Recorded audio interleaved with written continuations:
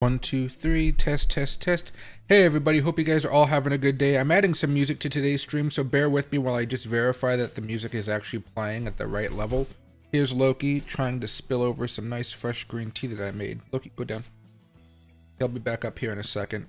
If my thing goes live, see? There we go. Test, test. Hey everybody, hope you guys are all having a good day. I'm adding some music. Okay, so I can't hear the music all too much, so I'm gonna bump it up just a little bit more, and I think we're going to be good. Hey, Nicholas. Hey, everybody. Hope you guys are all having a good day. We are just getting hit with tons and tons of news. I had a feeling I was going to stream twice today, and I made sure you guys knew that last night. Here we are with a morning stream when normally I'm an evening streamer, to say the least here. And hey, Sean, happy to see you back, my man. My gosh, guys, this is just going to be a shit show. I don't know what to say. I don't know exactly what's going to happen here, because we had thought, okay, if Binance pays the $4 billion, that's it. Everything kind of keeps on chugging. No, look at this breaking news right here. We have, let's zoom in here to 175. Just in, the U.S. government criminally charges Binance with the following: conspiracy, conducting unlicensed money transmitting business like money laundering, violating International Emergency Economic Powers Act. So there's a whole bunch of stuff going on here, guys. It's not good. I will say the bright spot in all this is Bitcoin hasn't come down yet. It's just really like all over the place right now. This is Bitcoin in the hour chart. Oh, did it get rid of my... Here, let me show you guys this very fast. You know, we've officially broken down. That's the bad news here. We had been talking about this level of support, what happens going forward. Well, a few hours ago, they tried to push us back down. You know, we talked about this yesterday, the 2 attempts. They pushed us back down. We managed to pop again. And so the buyers are still coming in here. That's the fantastic news. But what's going to happen to Binance? Like, I would not hold any money in Binance at this point in time, because you don't know if there's going to be a run. And Binance has been able to weather all the storms over the past year or so, but now there's like a new uncharted territory here where, like, even if you, like, I don't want to be an alarmist, like, that's not the thing I'm aiming for here, but like, just out of caution, would you want to hold any money in Binance right now? I just don't know. And so if Binance starts taking a hit, or they start dealing with issues, what does that mean for the rest of the market? And, you know, Bitcoin has been in a good spot over the past few quarters, I guess you would say, right? Going higher and higher and higher with their particular coin. Even though they've been facing lawsuits, everybody assumed they'd just be like, you know, they'd get over it, they'd be fine. But now it looks like they may get to the point where other countries might start getting involved, especially if America getting involved. America has this influence. And, you know, it just seems like a complete shit show. And hey, Her, I'm happy to see you back, my man. I know you you came in towards the end of the stream yesterday. And Her Earth Radio, happy to see you back, man. Black Swan is coming. What do you call, Her, I'm definitely giving everything out of Binance. That's the safest thing I would say, is to get all your money out of Binance. I know sometimes it sucks to move your money, but losing all of your money is definitely not going to be the way to go. I don't think BNB is actually taking a hit now. It had the pop earlier this morning when the deal was announced, and now it's crashing because of the new criminal charges coming along. So the government kind of played us all and Binance by saying, hey, SEC goes after them. They strike a deal. Right afterwards, U.S. government comes in and says, oh, no, we're not done with you just yet. So we're looking at just a nasty move with a lot of cryptocurrencies. A lot of stuff has been coming down the last few days, as you guys know. But now we're going to start to see more of those breakdowns here when we weren't looking for them, right? We were looking for some support. Bitcoin was doing okay, but all of a sudden Bitcoin itself is breaking down, which is why we talked about buying the breakouts being the easiest path forward. And now we're not going to see those breakouts because all the stupidity happening over in DC, and Binance's stupidity now, because now they're actually officially saying we did something wrong, which means, again, if they did something wrong, why would you have money there? So let's see what happens next. But yeah, overall the entire market is down today. Dogecoin's down 5, ADA is down 3, ApeCoin's down 10%, Matic is down 8, Luma is down 9. So, you know, it's pretty bad day today. I think we should go over some more news here, and we'll come back to the charts in a few minutes. Just understand from the technical side, Bitcoin is breaking down. It was funny because we had been talking about how the technicals were getting more and more bearish in the longer term charts, like the weekly charts, stuff like that. But overall, every single time we got that dip, we managed to buy back up, and the only thing that was really moving the price was major news events. And voila, another major news event kind of messes up everything, which is so making it a little bit more difficult right now. All right, so again, let's scroll through some news here because it is going to be important. You may see some ads in here. I don't think it's not my fault. Wait, no, I'm just gonna watch a guru. I don't know why this is here. Oh yeah, it is an ad. Sorry, it just doesn't label it pretty clearly. Okay, we're gonna go reverse. So the newest news first, then we're gonna go to the news over the last couple days, okay, or last few hours. I should say that. Just in, U.S. government criminally charges Binance with the following: conspiracy, conducting unlicensed money transmitting business, again money laundering, and violating International Emergency Economic Powers Act. Afterwards, just in, Binance agrees to pay $4.3 billion to settle the case with the U.S. government. So the government really tricked Binance here, and it was interesting. And then, they're going to pay for it. Well, we might read this article here if we have time. And again, breaking, CZ resigns as Binance CEO. What happens next? We've only known the CZ era, and if you guys go over here and look at his Twitter account, CZ. Where's CZ at? Oh, there it is. He hasn't tweeted in the last couple days. So we don't know exactly what's going to happen to him. I do not think he's in the United States, so I don't think he's just going to be criminally, like he's not going to be put in handcuffs like Do Kwon or somebody like that, or Sam Bankman-Fried. But we're going to have to keep an eye on him because maybe if he goes to a certain country, they may pick him up and extradite him to America. Then we're going to have a whole nother wave of cases like the Sam Bankman-Fried one. And again, we're probably not going to be able to watch them, but I would hope that we can, because I think a lot of transparency is needed here. But Binance right now is on a watch right now. We don't exactly know how bad things are going to get, but now we have this really bad news coming into the market, and it's not going to be helpful for getting Bitcoin to have that breakout, especially when we were so close to that resistance level. All right. Then we had the, Binance in discussions to step down. The Justice Department announces Binance settlement in press conference today. Department of Justice to announce major cryptocurrency enforcement action today. This is the scary thing. I feel like if Bitcoin is going to have some reason to crash, and I hate to say that, this is going to be it. I'm going to be streaming for quite a bit of time today. Probably 6 hours total, maybe 8 hours total. I'm going to eventually have to order some food here because I haven't eaten since lunch yesterday, and I was debating whether to get breakfast now, but I pretty much, like I said last week, I paid people to come clean my house, and that means clean out the refrigerators, clean out the freezer, clean out everything. Only thing I have is a bunch of frozen fruits for smoothies and some chia seeds and some flax seeds and stuff like that, healthy stuff. That's not going to really be filling me up, especially as I have to stream and stuff like that. So just get ready for this. This is the article I probably want to read just to kind of figure out what's going on. The U.S. Department of Justice will reveal major cryptocurrency actions today. According to the latest report from Bloomberg, Attorney General Merrick Garland is also slated to announce enforcement initiatives alongside the heads of Treasury, the Department Attorney General's Office, and the CFTC. Details are minimal regarding the nature of the cases or specific targets, but the Department of Justice said the joint press conference will unveil separate but related cryptocurrency enforcement actions. So we don't exactly know what's coming down the pipeline, but it seems like it's pretty big if they have all the agencies together. And remember, we had been talking about how the system is kind of corrupt right now. Let's just kind of keep it frank. And so everybody's doing what's in their best personal interest instead of the national interest when it comes to cryptocurrencies. And I think what ended up happening here, guys, is Bitcoin kind of started to break out, and you saw a lot of fervor. And I think the government was actually afraid of another bull market starting in earnest, like a real all-time high type of bull market. And they're trying to quash this down as fast as possible. I don't know if this is necessarily going to succeed in squashing the price of Bitcoin, but I'm going to say it's going to have a great opportunity to do so in the medium to short term. So just make sure, at the worst, you guys have some stop losses. If you guys have a lot of money in Binance, I would not be having that money in Binance right now. I'd be pulling it out, although I know the majority of you guys are from the USA, so you guys don't actually have money in Binance. just be aware that money is probably going to start outflowing from there at a rapid pace, and it's a lot easier to get your money out now rather than, you know, a week from now when people are really freaking out or there's some other news that we didn't know about.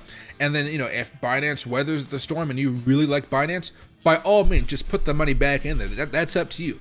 But for now, I would not be holding any assets on that exchange at all. And I will be watching and waiting to see what this announcement is.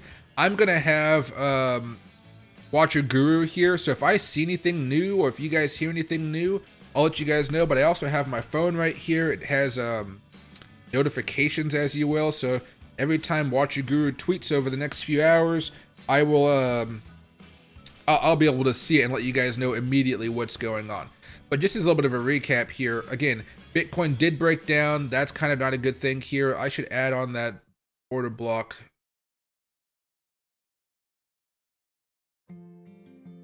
No, that's not the one I want. I want Lux Algorithms one.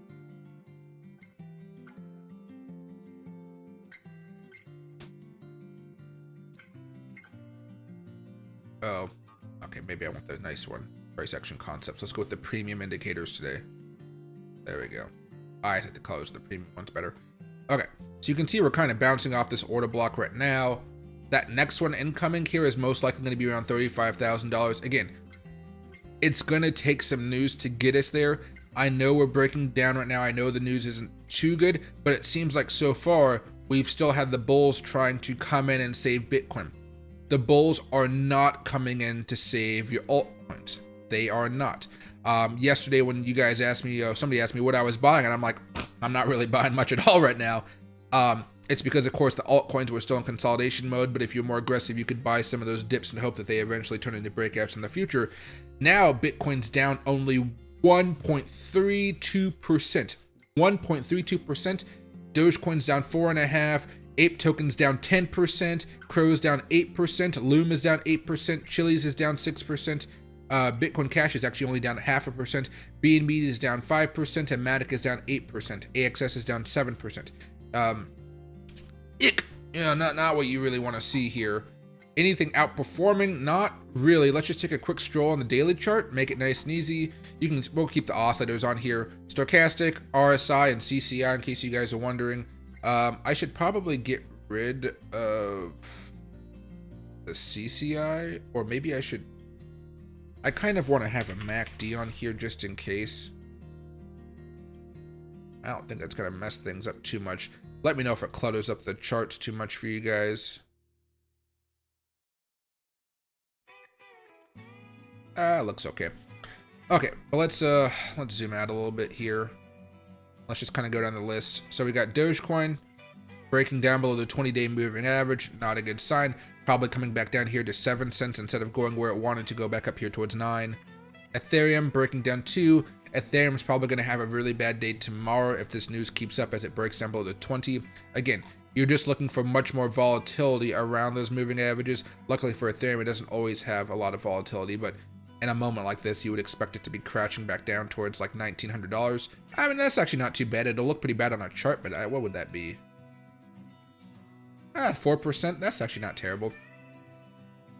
ADA, another 20-day moving average. XRP already broke down below 20-day moving average. This one could be a nasty one as it tries to get back down to 54 cents. Ape token, a lot of volatility around here, back down to 126. So you're just seeing a lot of stuff primed to crash back down if we can't get this situated. And again, we haven't gotten to the bad news yet of what this enforcement is going to be. Where'd I go with it? Oh, no, this is the main page here. Never mind. I don't know what this big news is going to be. So I'm trying to keep track of what's going on. I'll see if I can find news. Maybe what I'll do actually is I'll have CNBC running on the side here. And I'll have it muted. And so if there's news that comes up, I'll pop it onto the screen very fast, then pop it back off to the screen. I think it's important that we'll be able to see it. But right now they're just talking about Walmart and things like that. But definitely not the news you guys wanted to see today for sure. But if you have questions on any tokens, everything in my opinion is going to be bearish. It's just maybe where would you want to buy exactly, right? Like right here, we had Bitcoin order block, crash back down to the order block, bounce, and then play. These are all day trades I'm talking about right now. Swing trading, I'm not even going to attempt it at this point because the news could be so bad today, or it could be nothing today. Either way, why would I bet on a major news event? It just doesn't make any sense at this point. So let's get back over to the hourly. For now, let's hide maybe a couple of these and just keep the stochastic and the MACD up here. There we go. And if you guys want me to look at anything, let me know. And hey, Larry, happy to see you. News, I'm at work. And hey, Larry, okay, there's a bunch of news here. I'll just do a quick recap because I know people are hopping in here quite a bit. So, CZ is quitting from Binance. Binance is also paying the $4.3 billion to settle the case. Right after they settled the case, the U.S. government criminally charged Binance with the following: conspiracy, money laundering, and violating international emergency economic powers. The Powers Act, I guess. And then on top of that, the Department of Justice says they're going to announce crypto enforcement actions today. And this is going to be with the heads of Treasury, the Deputy Attorney General's Office, and the CFTC, and Attorney General Merrick Garland. So there is going to be a huge move to do something with cryptocurrencies today. I'm not entirely sure what. And I think, again, this goes to the fact that Bitcoin was probably getting a little bit out of their control with all the ETFs coming out. And then on top of that, Argentina's president just got elected. He wants to be another pro-Bitcoin country. And then on top of that, the last one is escaping my mind as I think about it here. It's, oh yeah, America's debt crisis is still not getting any better. So people are flocking over there. And I think they're realizing people are flocking because they're afraid of the dollar. And they just want to see the dollar remain strong instead of people hopping over to Bitcoin. A lot of people think of Bitcoin as just a vehicle to hold for a long time to make money. There's still a large group of people out there who are very vocal that believe the dollar will collapse one day, and you want Bitcoin when that day happens because the dollar is not being managed properly. And I mean, to be fair, guys, I mean, it's not. I mean, think of our national debt, things like that. It's not being managed. We just had a new government speaker elected on the House. He didn't cut any spending. He just postponed the debt limit, or the debt talks. Funding talks, I should say, actually. And then we don't know if he's going to battle hard to cut spending and things like that. We really don't know. I think the CIA just failed another audit. So, yeah, there's a bunch of bad news. And of course, all this bad news comes to the top where we talk about it in events like this where everybody's freaking out a little bit here. And Croc stars, exactly. They knew crypto was heating up, and that's definitely the way to look at it here. Oh, can I do this here? No, I can't. Okay. For whatever reason, this thing is always still broken. Thank God I'm from New York, where it's nearly impossible to trade crypto on most exchanges. Otherwise, I would have been a victim. What do you call? Especially if, well, I don't know. Nobody has been a victim of Binance, I guess, just yet. But if Binance goes down, let's just kind of do a recap of what happened when FTX went down. You know, percentage-wise is, I think, the most important thing. The 2 days happened here. Bitcoin fell down 25% in value. Now, if Bitcoin falls down 25% in value, we're not going to be going down to 15,000, that's for sure. But, again, let's just say we come down again, $25,000 in value. 25%, excuse me. That's taking us all the way back down here towards 27,000. That's still a pretty big move. But again, at this point, we even though they've done some illegal stuff now that's kind of been verified since the settlement and the pleading guilty and stuff like that. Like, wasn't there a plea of guiltiness somewhere in here?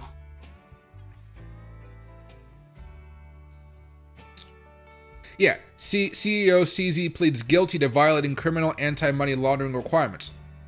That's guilt. That's, you know, that matters. And that's why I'm saying I would not be in Binance right now. Binance is still doing okay. Now, you can see the volatility that's happened over the last couple of days. Let's go to the hour chart. All right, settlement from yesterday all the way to the court case happening today. Boom. Let's see, I'm trying to make sure I can keep watching CNBC here to make sure something's happening. Nurse, executive director. Oh, wow, that's shit stuff they're talking about. But yeah, so I wouldn't be holding this. I know there's some numbers you could look out to, like, let's see.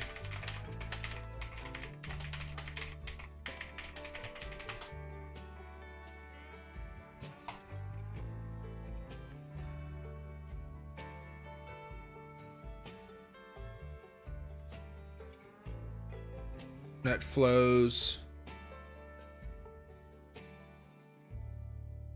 I'm not entirely sure how accurate this is, but no, I just want Binance. Okay. Net flows. We really haven't seen anything crazy so far. I mean, we see. We had the drop earlier, but not much has happened since then. This is a daily chart too, so I'll have to find out if I can get something better than this because I don't like this website at all. No, that's Bitcoin inflow. Let's see. Okay, we're probably not going to find it. If you guys know a way to find it or the ticker for it on TradingView, please let me know, and I'll be happy to look it up. And hey, I can't pronounce your name, Civil, C-Live. What's my thoughts on Binance? I would not be in Binance right now. I'm not trying to be some type of alarmist crazy guy, but at this point we have all of the United States government, well, executive branches, so not necessarily the legislative branches or the judicial branches. We have the executive branch coming together today, going straight at Binance. Binance admitting that they did something guilty. Binance having to pay $4 billion for a settlement. CZ pleading guilty to money laundering, all right, and then him resigning, and then on top of that, again, this whole of government approach here, which is gonna be rough, where you have the Attorney General, Head of Treasury, Deputy Attorney General, and the CFTC coming in against Binance, and they're gonna lay down a lot of rules. Regulation is not good for the price of crypto assets in the short term. It's good for the price of crypto assets in the long term. But man, I would not have any money in Binance at all right now. I see no reason for it. Now, most exchanges have like proof of reserve, so I think they should be fine. Bitcoin's been going up, so they've seen a lot of money coming back in over time. Excuse me, but this is going to spook a lot of new investors. And the good thing is, I don't think Binance US is going to have any issues because Binance US is pretty much dead as it is. But Binance is the Goliath of exchanges. If that thing goes down, then we're left with KuCoin and some other ones. But even the exchanges that were following all the rules, like a Kraken, right? They're the norm, they're the standard of like the gold standard of what you should be doing. They're still getting attacked by the SEC. So it seems like even though they don't really have a lot of legs to stand on as far as the judicial system, they're still going to choose to go after cryptocurrencies. And that's really the concern here. We've seen the SEC go after a lot of exchanges in the past. We've seen them go after Ripple and things like that. And they've lost a lot of battles. This was their first major victory, and it seems like Binance was actually doing some illegal shit. And now we know that because of pleading guilty and things like that. But moving forward, my big concern isn't what we just saw with Binance, even though that is massive. It's what is going to be announced today. Okay, so think about, from my perspective, I talk about cryptocurrencies a lot. I do a lot of stuff in the realm, and I know people from all different walks of the crypto life, to the people that don't even own crypto, but they just work in the blockchain field, to people that are Bitcoin maxis. He's like Tom Crown over, runs a nice channel, Tom Crown Trading. Everybody's going to have to watch this video later on to see what the announcement is going to be and what the new rules are. Now, there's going to be a lot of legislation, a lot of bickering about what happens next. But at this point, the only way to fix this, again, goes back to fucking politics and elections. You have to get rid of Joe Biden. And again, I don't actually think Joe Biden has anything to do with this, which is the hilarious part. It's just the people he put in charge to deal with it. They're going fucking off, but it goes back to his responsibility. And so I think you're going to see a huge crypto resentment campaign pretty much against Joe Biden, which will probably get more heated over the next few weeks, especially on Twitter and social media, because a lot of people may lose money if they have longs right now, if they have long-term holds, because of what the government may be about to do. Again, when we see Attorney General Merrick Garland coming out, the heads of the Treasury, Deputy Attorney General, and the FTC, whatever, I'm not going to keep saying that, all that, but you get my point. It has to be big. But I'm waiting to see when this news comes out. Luckily for me, I'm over here in the West Coast, so it's 10:45. I think they only have so many more hours before they have to come out on the East Coast and make their announcement, because everybody has a normal workday here, 9 to 5s. So we're probably going to get the news sometime in the next 3 hours and 15 minutes, probably really in the next 2 hours. I have CNBC on my screen right now, and I'm waiting to see if they have any news about it, but they haven't been talking about it. This is definitely one of those shit shows that we really didn't want to have happen. Yesterday, I was talking about how Binance should fight this and not pay the $4 billion. All of a sudden, boom, they decided to pay for it, and that led to a huge pop, right? Or settlement offer, huge pop when they offered it. Then literally like 15 minutes later, the government comes in and says, hey, we're criminally charging you. Poosh. And then you got Bitcoin at these monster resistance levels up here. And let's go to the weekly chart. This doesn't have all the technicals I had on it before. Actually, that's probably because I'm on a different window. It's this one.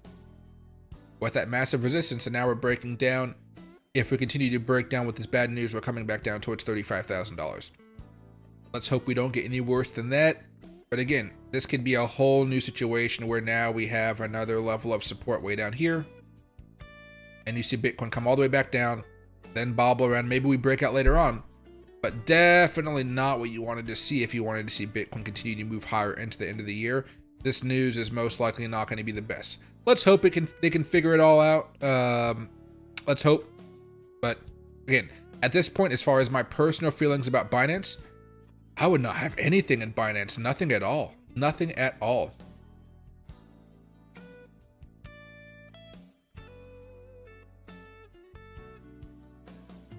And hey, Larry, puts MicroStrategy? Oh yeah, definitely. The way I'd play it is to just go YOLO puts and then go pretty far down that expire like 2 weeks out, 3 weeks out, and just wait for the big crash. Don't try to hold it for all 3 weeks, but just wait for that big event to happen, and then boom, you'll be fine. But again, you don't want to go heavy into them just in case Bitcoin manages to survive this. But right now, as far as this news is concerned, it may actually affect MicroStrategy. It may affect the ETFs. The only thing that's like the saving grace is the law is not on the government side, but that doesn't mean the government can't try to manipulate the law to make it fit its own agenda. Think of what's happening in the migrant crisis that we have at the southern border. Our laws allow us to stop them from coming in, but if you just interpret the law a different way, you can let as many people in as you want. That's kind of what they're doing here. It's just a change of interpretation of the laws. Now, when that happens, you have to go to court. Hopefully this type of thing would go to the Supreme Court, but I'm getting way too far ahead of myself because honestly, Larry, we don't know exactly what's going to be coming out from the government here. But if they're trying to bring in a whole bunch of new regulations and stuff, it's not going to fly without the government actually signing those bills into law. And a Republican House, no way in hell would actually sign something like that, right?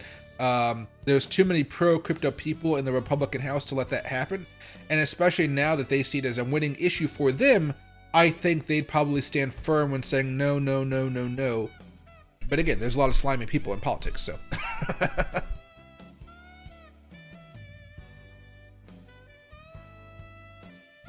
And Shannon, yeah, you're correct. It's probably not going to go any higher unless we have some really good news. We're getting like a bad news after bad news after bad news after bad news today.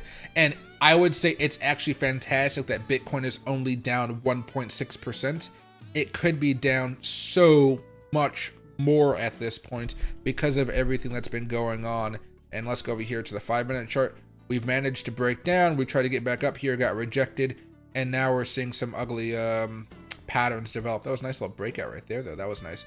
But yeah, so probably not going to go much higher than this. You can see the 4-hour chart. You can already see we're tipping off here. Doesn't mean it's the end, but we're kind of waiting to see what happens from this news here.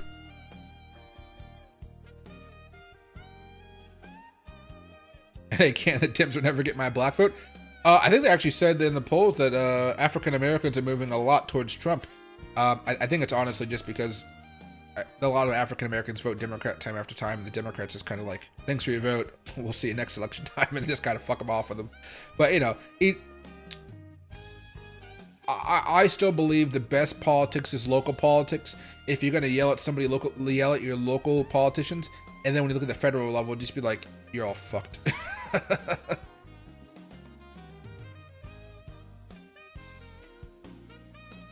And hey, Victor, thoughts on lunacy with CZ stepping down? I don't think they have anything to do together, but everything's going to be bearish here until all of this gets sorted out.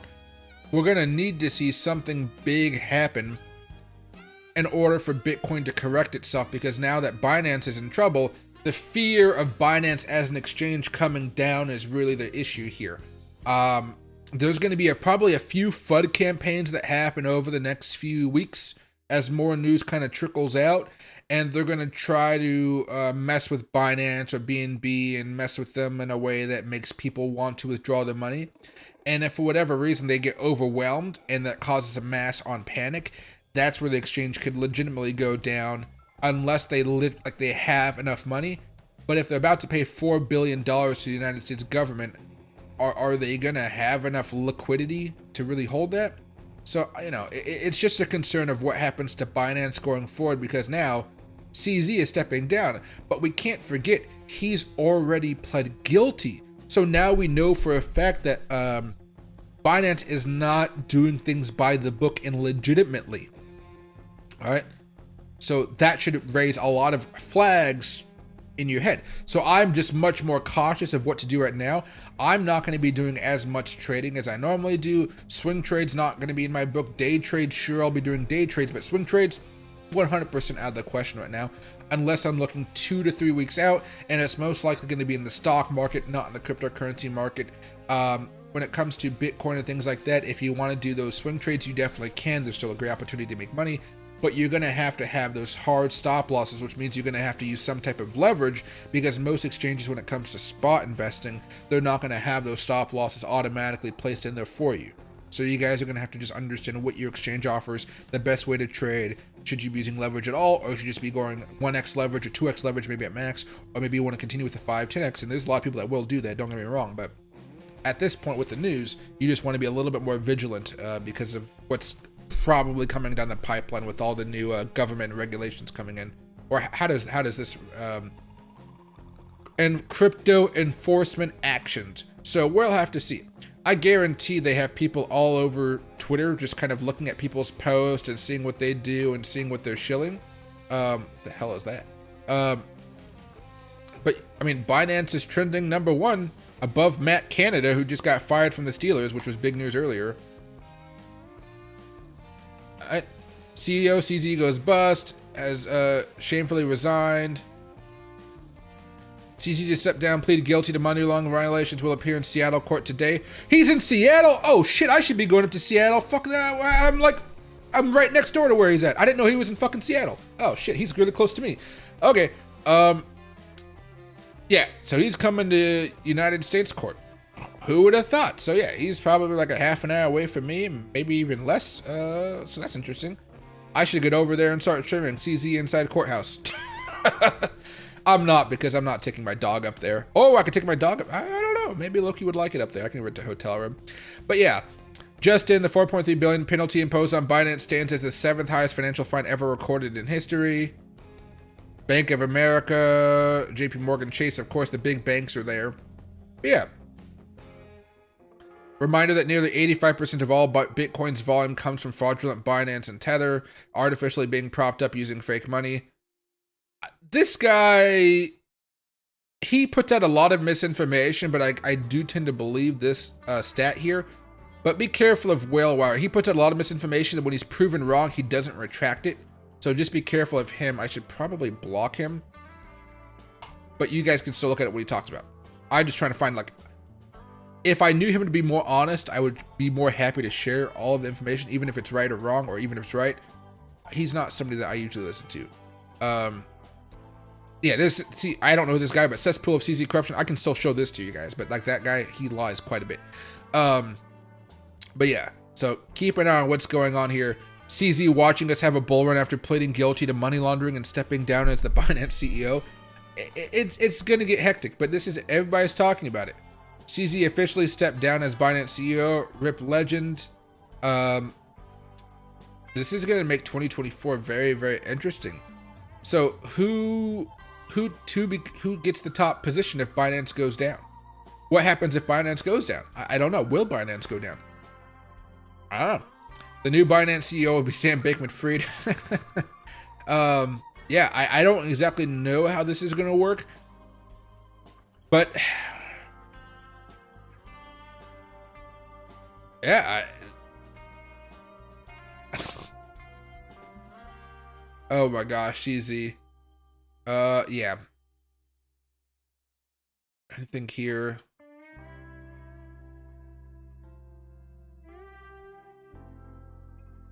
Trying to see if there's anything. Did BlackRock take down Binance? I thought about this because they wanted to get cheap Bitcoin. They want to be the controllers of the cryptocurrency market. But people don't go to Binance to buy necessarily spot Bitcoin. They go there to trade with leverage and trade there with lots of liquidity, so it's easy to get in and out of the market. This is going to be a theory that I think takes dominance over the next few weeks. This is going to be the predominant theory of what happened. Let's see. Settlement and press conference today. Yeah, so it looks like there's not too much here. If you want to be part of the next big story, Binance employees can reach me at any time. I'm in CoffeeZilla. What do you call it? He's definitely there. Oh, I forgot about Celsius. Yeah. Yeah, just wow. What the heck is trending right there? Okay. Bitcoin is still holding, though. That's the big news here, guys. Altcoins are definitely not holding, though. Not holding at all. So, again, kind of another reason why people tend to love Bitcoin more. Don't be surprised if this thing starts to crash back down to $35,000, though. I'm just really hoping we can see some... I want to see what this big news event is. That's really the goal here, guys. What is the big news that's coming out? I wish that we had like a timer on here. But let me see, DOJ website. Let me take a sip of my green tea here. Steeped at 175 degrees, as is proper. Fucking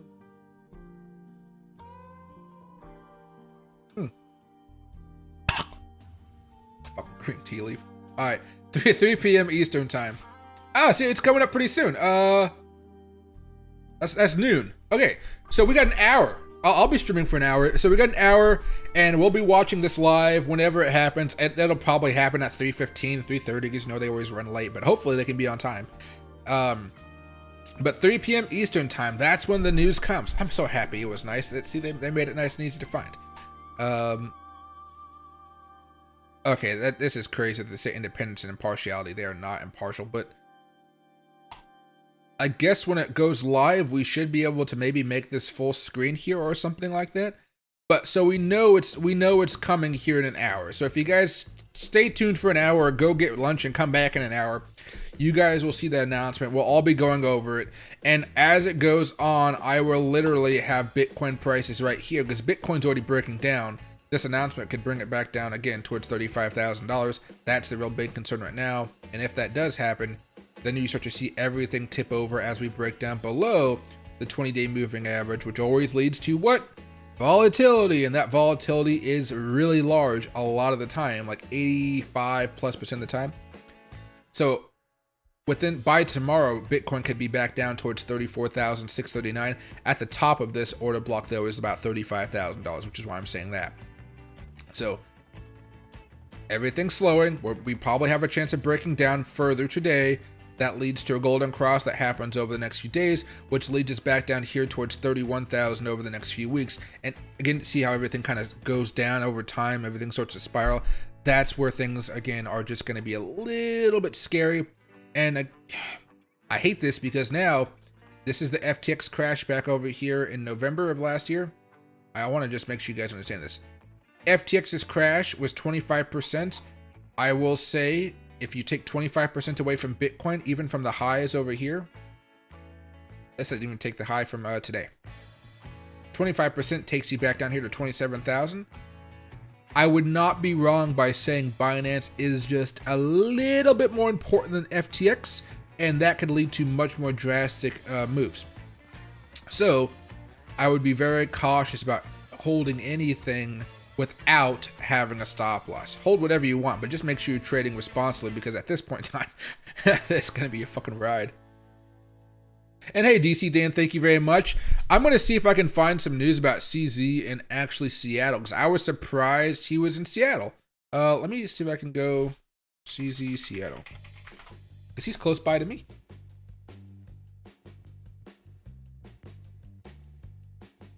Guilty in Seattle. Yeah, he is in Seattle. The only day CZ ever enters the United States to attend court in Seattle Island in Seattle. Yeah, federal court in Seattle. So where's he at? Oh, I used to work next to this place. I used to go to parties at Silicon Valley Bank. Yeah, it's right next door. I did not know that. Okay, because I used to work right here, next to Horton Building. And public library. Let's kind of show you what the courthouse looks like. There you go. United States Courthouse, U.S. Court of Appeals, William Kinzo Nakamura? Something like that. I don't know. Sounds like a cool name, though. Damn, is that like the ugliest looking building you ever saw? You turn around and you see the beautiful library. Then you see the Silicon Valley, well, the old Silicon Valley place. This place was sweet. Oh, they have a Hulu office there now. Yeah, what do you call it? The Silicon Valley offices, they had the best parties you guys can imagine. But apparently CZ is here today, and we'll see what he does next. I don't know if there's going to be many journalists there, because not many people know crypto, but we'll have to see. This is a lot bigger than I thought it was, especially since he's showing up. He's showing up next to where I am, and I'm kind of happy about that. I wish I could see him. Hey, baby fish, 16K before the halving. Hey, dude, anything's possible. You're going to see a lot more people shorting right now than going long. Just wait for the liquidations to start kicking in. Oh my gosh.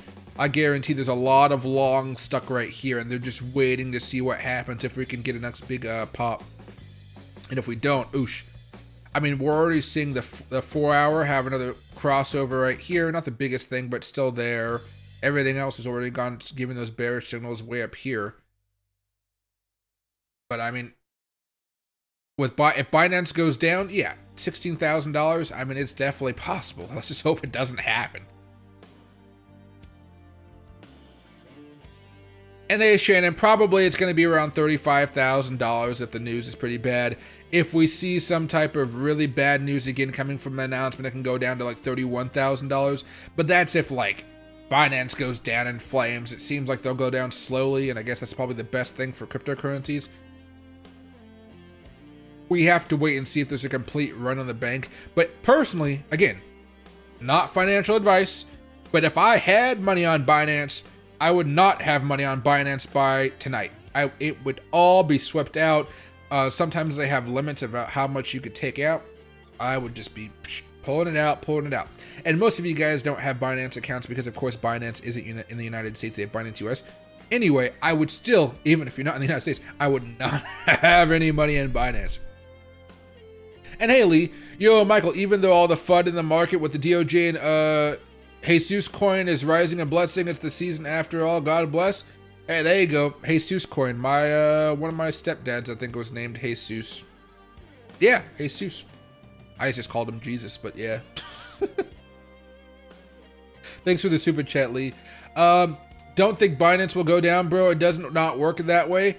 Hey, let's hope so. But the fact that they pleaded guilty to doing illegal stuff, that's not going to do well for them. And especially like, only America is bringing charges right now. What happens when other countries start to do the same? This is a domino effect, and we're kind of just seeing the first two dominoes go. Let's hope it doesn't turn out to that. Let's hope. But at this point, I would not be holding any money on Binance. I just would not. I said the same thing when FTX rumors were abound and it worked out. I said the same thing when Celsius was having issues because I didn't even know what Celsius was. I was like, I'll probably just pull your money out. Same concept. Just, I would not have any money in this right now. If it doesn't go down, fine. Awesome. Great. But it's not going to ever be allowed in the United States again. There's going to be a complete shutdown on all U.S. operations for Binance ever. and then we'll let the Black Rocks and the Kathy Woods of the world take over from there and try to open up their own public exchanges. But even exchanges like Kraken, they're getting attacked too. Whatever happens if Coinbase has another lawsuit, we don't know. And hey, Caleb, I just sold one of my small businesses too. Congrats! It's always nice to sell a business.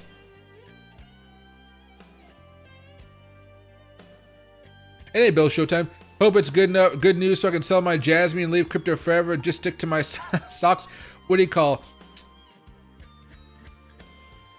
At this point, stocks are probably going to be the safer play when it comes to volatility and things like that. You're really just hoping that the economy can hold on. But I would say just trading is going to be a lot better right now than swing trading. You want to do day trading. And I'm looking at CNBC right now. This is all judged critical for credit policy to be kept sufficiently restrictive. Oh, that's Fed talk. Never mind.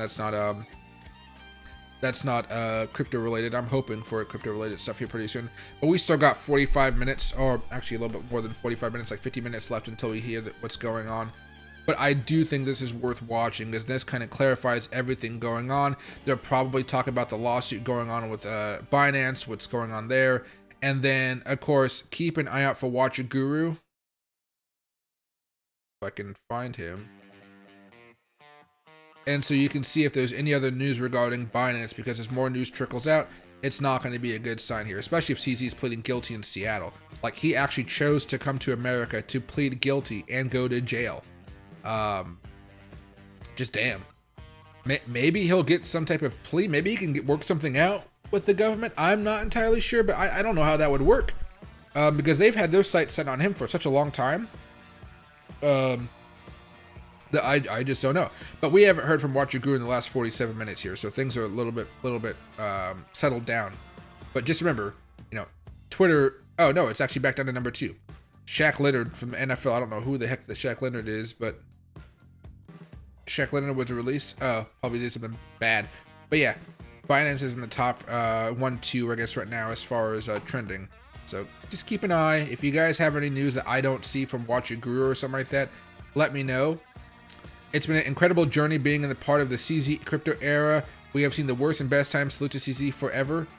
I mean, I don't know. That's what you want to be saying on the day where he pleads guilty to money laundering. But yeah, I guess it's a day of days, so to speak, in the crypto world. Again, Bitcoin's not down a lot here, guys. As much as we're kind of having fun here and we're talking about all the carnage that could be coming, Bitcoin's down about, it was down about 1.5%, but now it's down about 1.75%. Not crazy. It's still doing okay. Let me see right here. Really, the big things that are falling down are like Ape, UFO token, Spell token, STMX is down a little bit, Luna is down a little bit, Solana's down a little bit, everything's down a little bit. ICP is down a little bit here. You're seeing a lot of stuff head for support levels. Hopefully those support levels can hold. If they don't, we start seeing altcoins have those death crosses that we've been talking about. And again, death crosses are usually not the best signs for the market moving forward. Hopefully, though, in the long-term scheme of things, with a lot of these altcoins, we're just seeing more higher lows. So at the end of the day, no matter how bouncy it gets, higher lows, higher lows, higher lows, and it ends up working out for us. We don't know what's going to happen next, but we do know that CZ has pled guilty, or he's pleading guilty in Seattle sometime today. So I'll be keeping up, looking for some news. Yeah, I haven't been up to Seattle in a few minutes, but I live down here. I don't like Seattle as far as the city. There's too many homeless people over there. But what do you call? My dog does not like homeless people. For some reason, he growls at them. If they're friendly homeless people, he likes them. But most homeless people, they have like the drug addiction, so like they're freaking out on the road. He doesn't like people that are spazzing out. He'll bark and growl, and he's like the nicest dog until he sees that, and he's like freaking out. So there must be a reason, like from a dog perspective. But my oh my, I don't want to put him in that position where he growls and barks at people. Otherwise, not the thing you want to do with your dog. Short term, we're still looking a little bit bearish here. Yeah, we're just kind of holding on. And hey, thanks Gary, best time to DC hold. I mean, dollar cost averaging is definitely the way to go. It's always been the tried and true way to make money in the cryptocurrency markets. It's just that people tend to not want to spend time holding for long periods. I would say that's the way to go if you want to make the most money in a long amount of time. Otherwise, you're going to be doing day trades and swing trades, but not many people are proficient in day trading and swing trading. So the best thing you can do is, like, you know, a few bucks in Bitcoin every week, a few bucks in Ethereum every week, a few bucks in whatever, you know, per week, and then kind of watch it go. But yeah, dollar cost averaging guys are probably buying every dip they can get at this point. Again, because since every time we have a dip, the whales have come in and bought us back up. And you actually saw this earlier today. We had the bad news. We had the breakdown where people might have opened up some shorts, crashed back down to the order block, got bought right back up. Now we're back down all of a sudden, but you know, the whales or somebody still bought up a bunch. A lot of people still bought up the dip. So you're still seeing people really excited. Will that support be broken today? Again, wait for the announcement in 45 minutes. That's really going to tell you everything you need to know. And these new enforcement rules, as soon as it pops up, I'm sure they're going to have some type of letter that we can go out and read. I'm going to go over to ChatGPT and have that sucker analyze everything to help us break it down. That way you guys have a clear understanding of what's about to go down. So at least we're not blindsided by anything in the future. And you guys can go to your friends and spread, hey, this is what it really means, or this is what this says. Because I know a lot of you guys have friends in the crypto space, and a lot of people have knowledge, and some other people are always seeking knowledge. It's nice to be that guy that says, hey, here's what was in the documents they provided, here's what's going to happen going forward, and we'll see if it gets litigated in court, which will most likely be the case. You'll see a lot of lawyers be lining up from a whole bunch of exchanges and projects to kind of fight this battle. But you know, of course, they're going to be really good ones that can beat the SEC. And let's not lie here. The SEC and the government have not really, until Binance, they have not been winning the majority of their cases. So we'll probably see a lot of pushback, a lot of debate on the CNBCs and Fox businesses and things like that.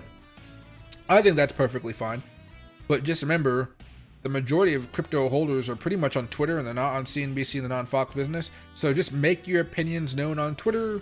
Call your local congressman. I think that's something that people don't necessarily do when they should. Call your local senator for Congress, in DC, and call your local House representatives, the ones all around you, and talk about it, okay? It's important, if you guys care that much about the regulation, that you let them know, regardless if they're Democrat or Republican or Independent or Libertarian or Green Party, whoever. It's important that you call them and just say, hey, not a fan of this new DOJ policy. I'm going to be using my vote to protest this next election, so be vocal about your opposition to this bill, or your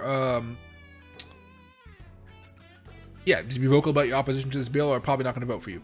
Other people, people don't have that as their top priority for voting all the time, so I can understand why people might not do that. But honestly, they should really call their local representatives if this is as bad as we think it'll be when they try to crack down hard. And hey, Boogaraps, I can't pronounce your name properly, but you know what I'm talking about. I've seen you for a while. Mike's not wrong about moving out of Binance. I listened too late about Voyager and they only got half of my assets out of there. It sucks being stuck losing that much money. I mean, it really does. And I think right now Voyager is still trying to pay out people. I know Celsius is still doing some weird stuff. BlockFi was still doing some weird stuff. So, again, I would move all of my money out of Binance. And if a couple weeks it's perfectly fine, you can move your money back in there. You can be happy to do so. You can do that. But why risk it when we're having all these announcements time after time after time after time, and then all of a sudden, what happens if funds get frozen or there's a trouble? All it takes to spread FUD isn't really like people like me telling everybody like, hey, I wouldn't be holding assets.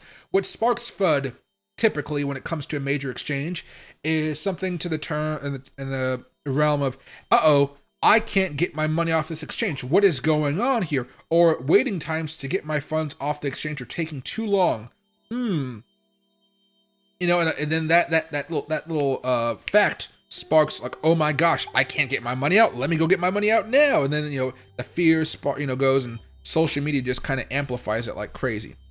Sorry, my dog's over here wanting pets, but he wants a treat, but his treats are like in the back corner, and I already gave him a treat for today. Do you want a treat? Okay, hold on, guys. I'll be right back. I'm literally just going to go take my head off. I'll be back in like, I don't know, 15 seconds. Give it a quick countdown. If I can find my square head here. There we go. All right, count to 15.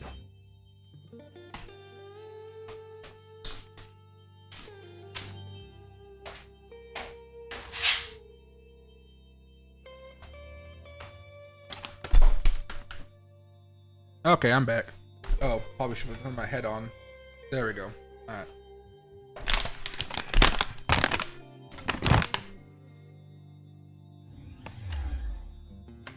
right. Wagon train jerky. I don't know why, but Loki loves this stuff. Chicken jerky tenders. This bag costs 28 bucks. I don't know why it costs 28 bucks, but I guess I can afford it. But still, 28 bucks is quite a bit of time for jerky. Let's see.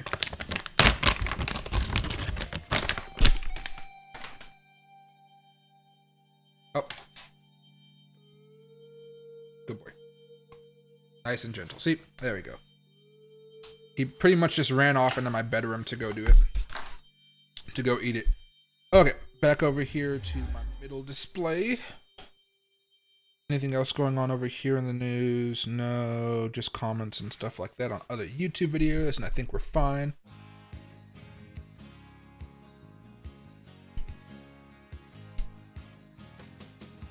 And hey, Haram, remember, I think it was like BitBoy Crypto, whatever his name is, Ben Armstrong now. He I guess he went back to his normal name, didn't he?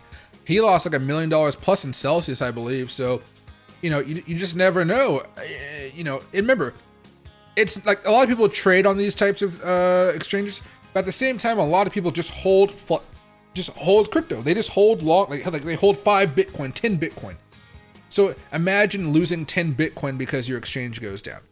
Dude, like, people would legitimately start getting suicidal over such things. So, like, you know, don't put yourself in a situation where you're going to be feeling very, very bad about it. And so I'll keep you guys aware of whatever is going on that I can. But yeah, I'm not holding anything in Binance right now.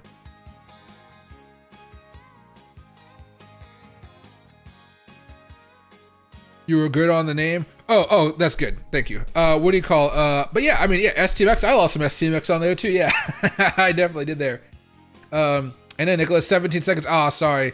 It sucks because I just literally walked across the room. But my dog loves these treats. For adult dogs, 5 pounds and over. Dog treats. 30 ounces for $28 at Tractor Trailer Supply.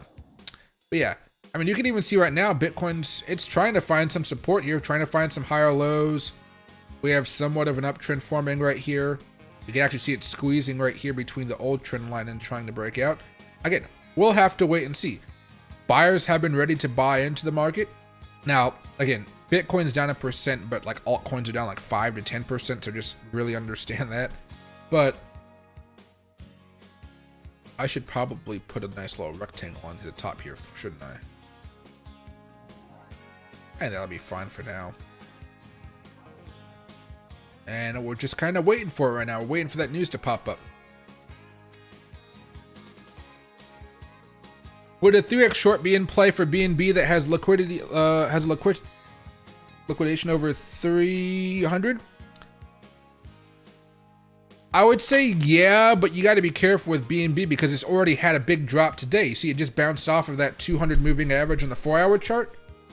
And so you got to be careful with it. Now it's actually starting to have a little bit of a reversal. Things are slowing down. You're seeing on the 15-minute chart, you're seeing that crossover coming over pretty soon with the MACD. Stochastic having that crossover. So it has a liquidation over 300. If you're going for a long-term, slow bleeding BNB, then yeah, actually that's fine. If you're talking about the liquidation that happens at 300, yeah. I think that'd be fine, but I would probably dollar cost average into it. Remember, the last time that I traded something publicly with you guys as far as a major crash event, that was when Luna was falling off a cliff. And remember, Luna fell off a cliff, then it was taking off all the exchanges, then they put it back on. I'm talking about before it was taking off all the exchanges. I think I I shorted that sucker like at $105 because everything was coming down and it just hadn't come down yet. So normally, eventually something, whatever is not following Bitcoin capitulates and then it finally comes down. That was the only reason I was shorting. I was like, oh, this has to come back down. It's just logical.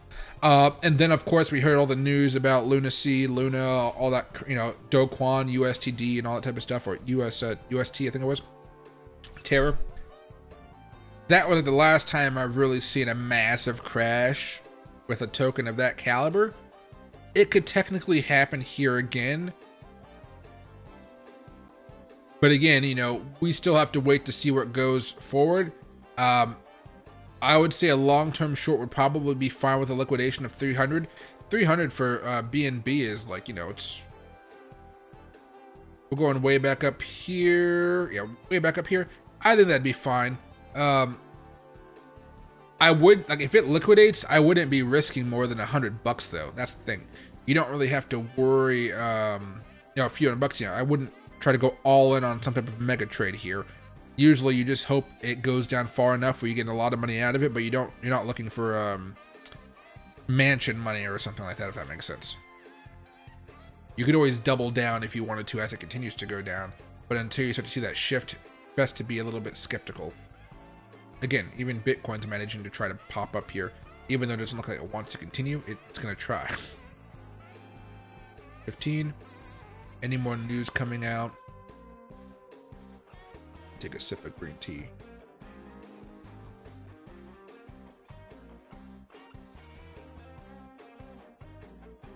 I put some honey in this and I don't taste any honey. Yeah, now it's just green tea, green water. There we go.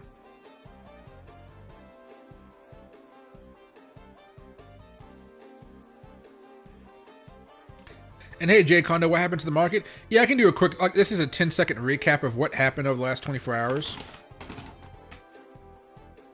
Here you go. Let's just kind of go over it. Okay. So, last 20 hours, SEC sues the Kraken crypto exchange. All right, that's the first thing. Afterwards, we had Department of Justice to announce major cryptocurrency enforcement actions today. We're waiting for that. It comes out in about 40 minutes now. We're going to have the announcement. It's going to be very big, so stay tuned for that. Then we had the Department of Justice, CEO CZ in discussions to step down as a criminal investigation ends. CEO CZ pleads guilty to violating criminal anti-money laundering requirements, so he was a money launderer. CZ resigns as Binance CEO. Binance agrees to pay $4.3 billion to settle case with the U.S. government. Just in after that, the U.S. government criminally charges Binance with the following: conspiracy, conducting unlicensed money transmitting businesses, money laundering, and violating International Emergency Economics Power Act. All right. So that's kind of the recap of what's happened so far. It's not good at all. Bitcoin's down about 1% right now, which is actually pretty good compared to everything else, because you have things like Ape token down 8.5%, AXS down 5%, Matic down 7%, BNB down 4%, Chili's down 5.5%, Crow down 7%. Bitcoin Cash is actually positive for the day, which is crazy. Shiba's down 4.5%, Dot's down 5%, and so forth here. So definitely playing a risky game here. Definitely a risky time to be investing or trading at this point. But we'll get some more clarity again in like 35 minutes. And then we'll know what's going on here. Because whatever this announcement is, we're having the Attorney General, the head of the Treasury, that means Janet Yellen, whose main job is it to like protect the fiat, protect the US dollar. And then we got the Deputy Attorney General's office and the CFTC. I need to go grab a cigar. I could really use a cigar right now. I could really use a cigar. Do I have any cigars? I have like 4 cigars in there. Maybe at the end of the day, I'll smoke a couple. Yeah, probably a couple. It's a couple cigar type of day, isn't it? Is there crypto regulations happening right now? Well, I mean, there's some types of regulations, but they're not really concrete. The issue right now is with whatever regulation they try to come up with right now, it's just going to be litigated in court because they can't just make up laws. That's not the executive branch's job. for whatever reason, Democrats really hate cryptocurrency right now. I don't like. They say it's because they're afraid of people getting scammed and stuff like that. I honestly, I just think it's more of like everybody's like Republicans and Democrats over the past few decades have been spending way too much money. We've grown our debt to ballooning heights.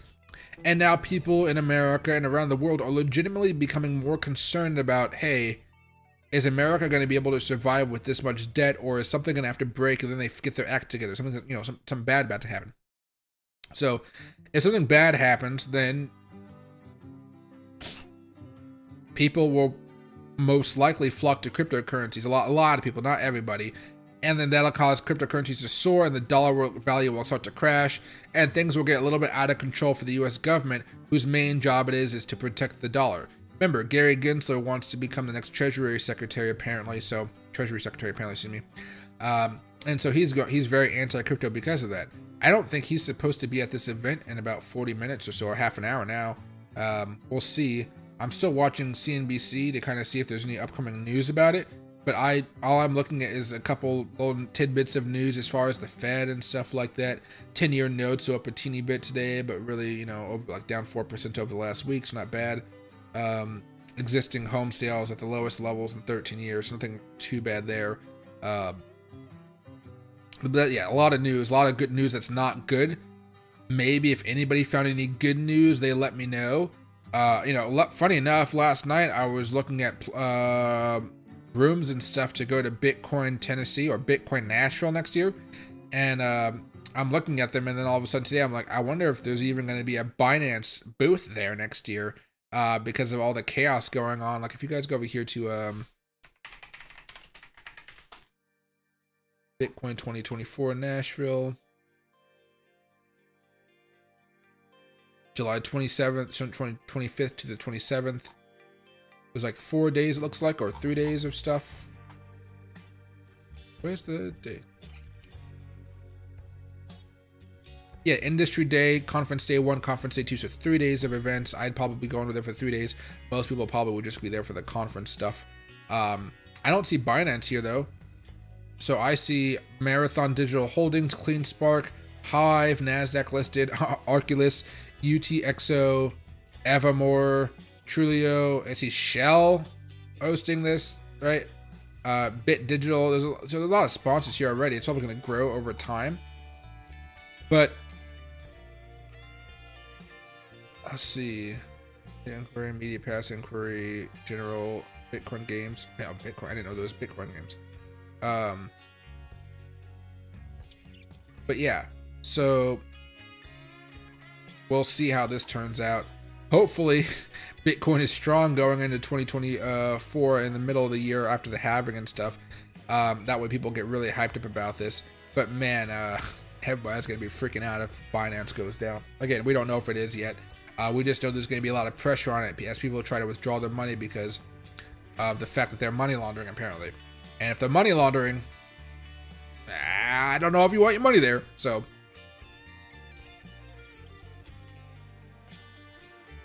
how is Do Kwon? I haven't heard about Do Kwon in such a long time, honestly. Like, he's not been on my watch list here.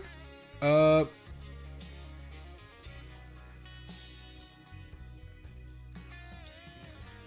see. It looks like he's in Montenegro. Do Kwon was arrested trying to flee Montenegro using fake documents. Yeah, so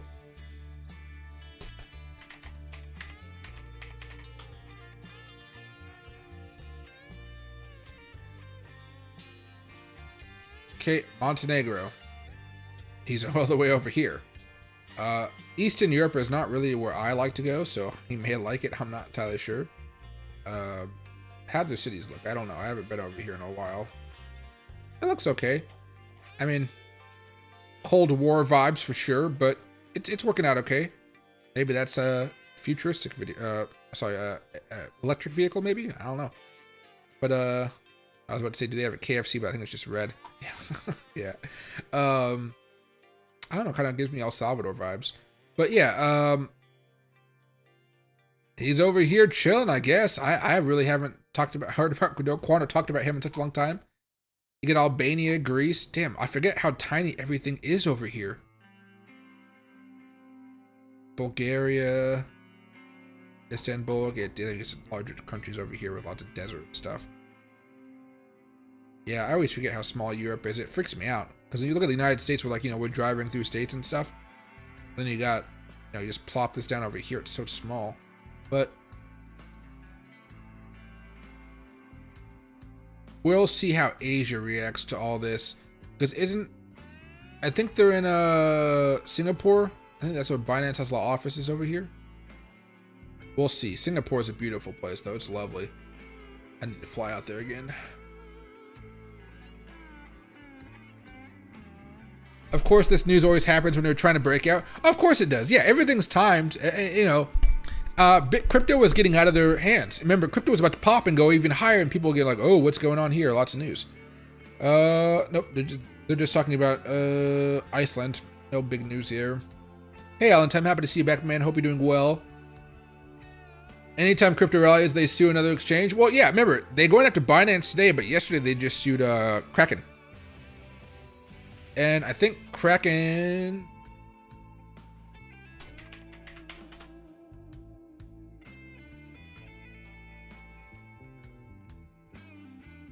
Sorry. Today, the SEC filed a complaint alleging that Kraken operates as an unregistered national securities exchange, broker, and clearinghouse. We disagree with their claims and plan to vigorously defend our position. So they may have a longer post here. Today's news has no impact on the products we offer, and we will continue to provide services to our clients without interruption. Since the company's inception, we have worked tirelessly to ensure all individuals can safely access this evolving technology, which is designed to create a fairer, more inclusive financial system. The SEC has repeatedly challenged crypto exchanges to come in and register without a single law supporting their position and no clear path to registration. Yeah, okay. We will continue to advocate for U.S. market regulations that effectively address the unique risk and amplify the benefits that digital assets present to all individuals. Nonpartisan congressional action is the most effective path forward to avoid the U.S. litigating its way back to the back of the line as crypto rulemaking advances around the world.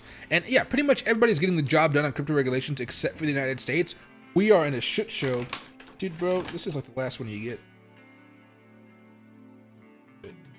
I feel like he's not even eating them. He's just hoarding them somewhere to snack on later on. If I give him a treat outside, he'll hide it somewhere, try to get another treat, and then he'll take both treats back inside the house after we're done playing. Freaking smart out. But yeah, I think the real thing is here, without a law supporting their position, they don't have the law on their side. That's really the big thing we've been talking about. And they won't have the law on their side unless the Congress, along with the president, passes some type of bill. Have they passed a bill as of yet? No, they really haven't passed any bill. So we'll see what they say. We still we still have half an hour until the press conference starts. Until there, Bitcoin is pretty much in a holding pattern, kind of as it should be, just waiting. You're seeing altcoins chill out a little bit here, still down quite a bit, again, like 5, 6, 7, 8%. Let's go over here to coinmarketcap.com.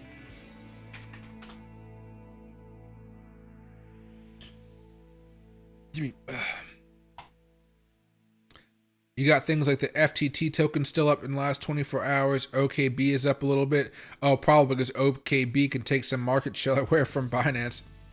Even BitGet's up a little bit here too. And I own some BitGet token. Then you got most stuff like, TIA down 19. This is up a lot over the last 90 days though. Down 14, down 11, down 8, down 7. A lot of stuff down 6, 7, 5, 5, 4, 6, 7, 5, 5, 4s. 3s down here, 2s. A lot of stuff down. Then you get to like the zeros, which are stable coins and stuff like that. Actually, let me go back down here to the bottom very fast. How's the second page with a little bit less market cap looking? There's still a few here that are positive for the day. But then you got like a lot of, 18%, 18% down, 15% down. I mean, look at the profits they made over the last 30 days. They're still doing well. It's just they have to give up some of that ground here off of what we've seen. So a lot of these coins that are up a lot over the last 30 days, they have a long way to go back down if Bitcoin starts to topple off here and go down. Hopefully that's not the case, though. I really hope that whatever the government tries to pull today, I'm really hoping that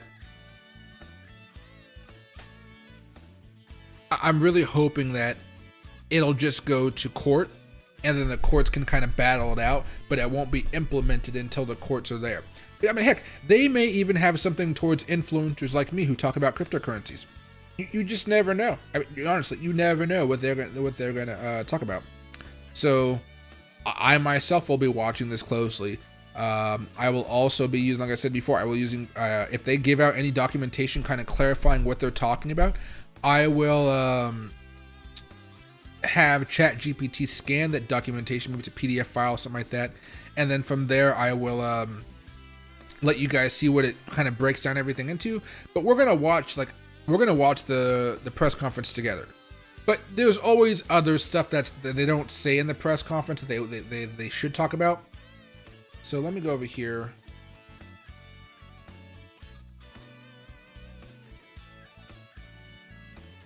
And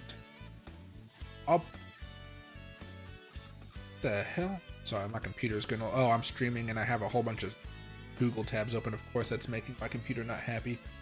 It's a 27 degrees Celsius, so that's not terrible. All right. This is talking about the reverse market crash. Plugins. And maybe we can have some type of plugin store. Yeah, so super fast internet tracks at PDF any size.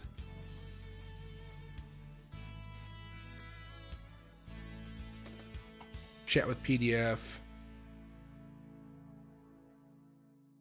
And then maybe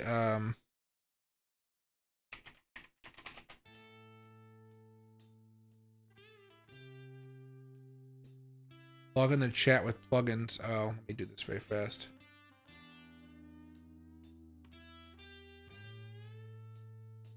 Go back over here to Bitcoin.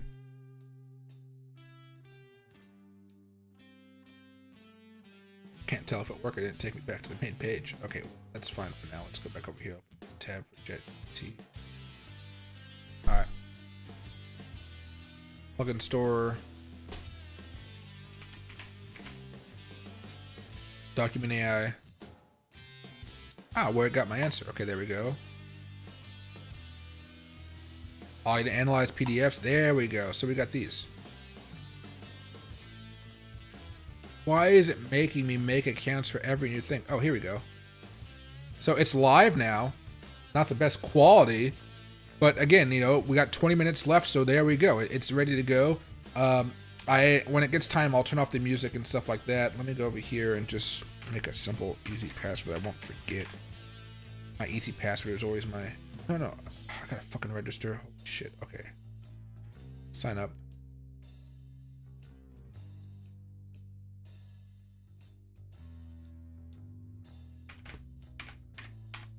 I think this one right here is probably going to be the best one we could use. We checked. There we go. Sorry, you guys can't hear me properly. Check my email. Okay. The second one we'll do is going to be yes.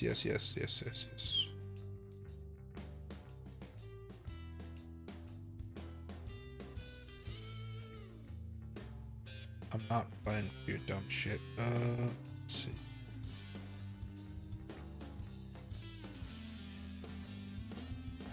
Just make sure I got the right one then.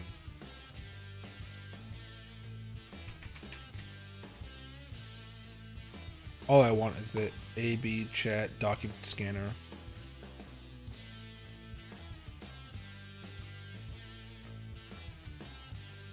Yeah, really, everything is making me make a new account these days. Okay, we'll see.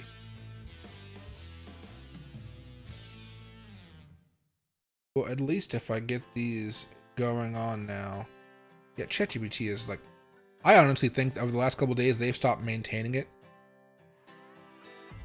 A little bit because of all the drama. Okay, so AP chat, PDF research. Let's get rid of that one. 2 out of 3 enabled. Okay, so when we get the documents, we can scan them and it'll use one of those. And if the first one doesn't work, we have the opportunity to go to the second one.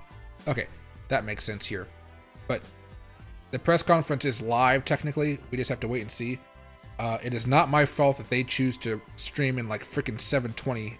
Oh, let's go to 1080. Okay. Did that do anything? Ah, it did. It made it a little bit cleaner. Okay, there we go. They just might be trying to save some money on bandwidth here.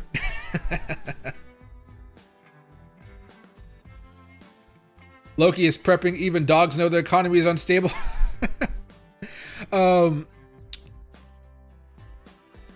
Probably is. I don't know. I don't mind giving him treats. He exercises so much that he kind of deserves it. He goes outside a lot. It's actually hard to make sure he eats all of his food, honestly. But I think that's just because he likes to have his food topped off and he likes to eat at night. He's a nocturnal eater for some reason. Don't know why, because when I raised him as a puppy, he liked to eat, like, in the morning and the afternoon, never at night. But I think now he just loves it. Get Elizabeth Warren out of the way. I don't know why she can choose the hill to make of crypto to make her stand. Hey, at the end of the day, it's not even about Elizabeth Warren. You're going to have another president in there, and it can be it just can't be Joe Biden.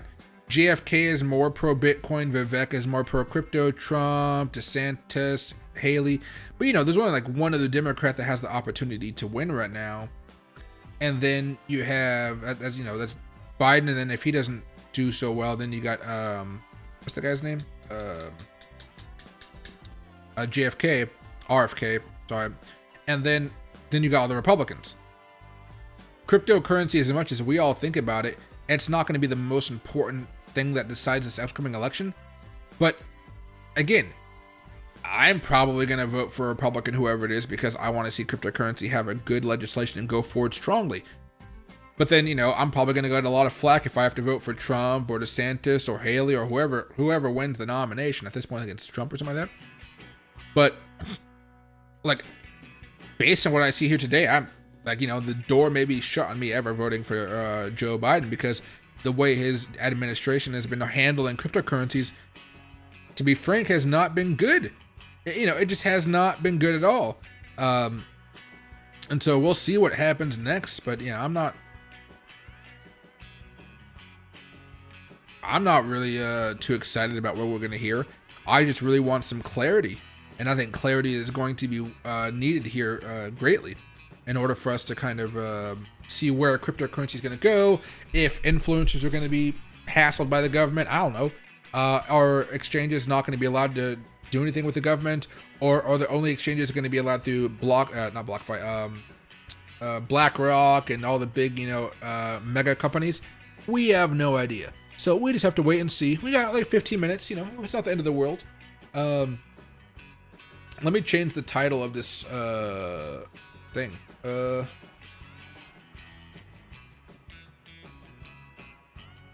What would I say this is? DOJ crypto. I don't need to be making capital letters here. Oh.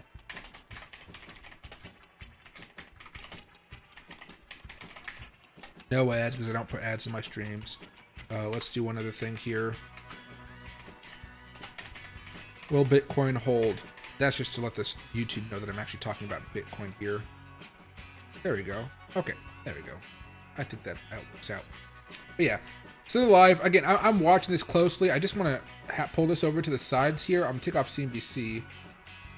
I have the music running in the background and stuff like that, but as soon as this kind of kicks off here, music off, volume up, I'm just going to shut up and we're just going to see what they say, because I may give some commentary.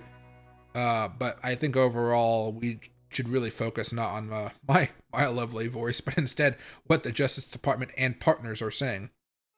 Yeah, I really want to know what's going on here. Do they have any other news here, though? Let me go back over here, pull this up for you guys so you guys can see what I'm talking about at least. Press release. Get some more green tea.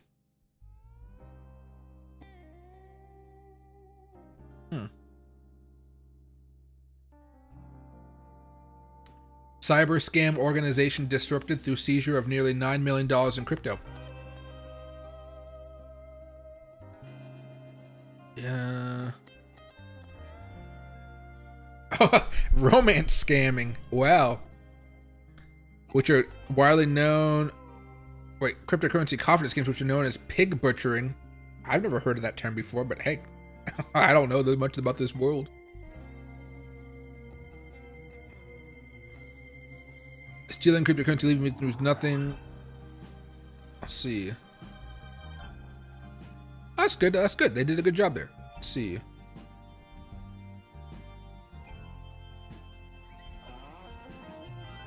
San Francisco office investigated it.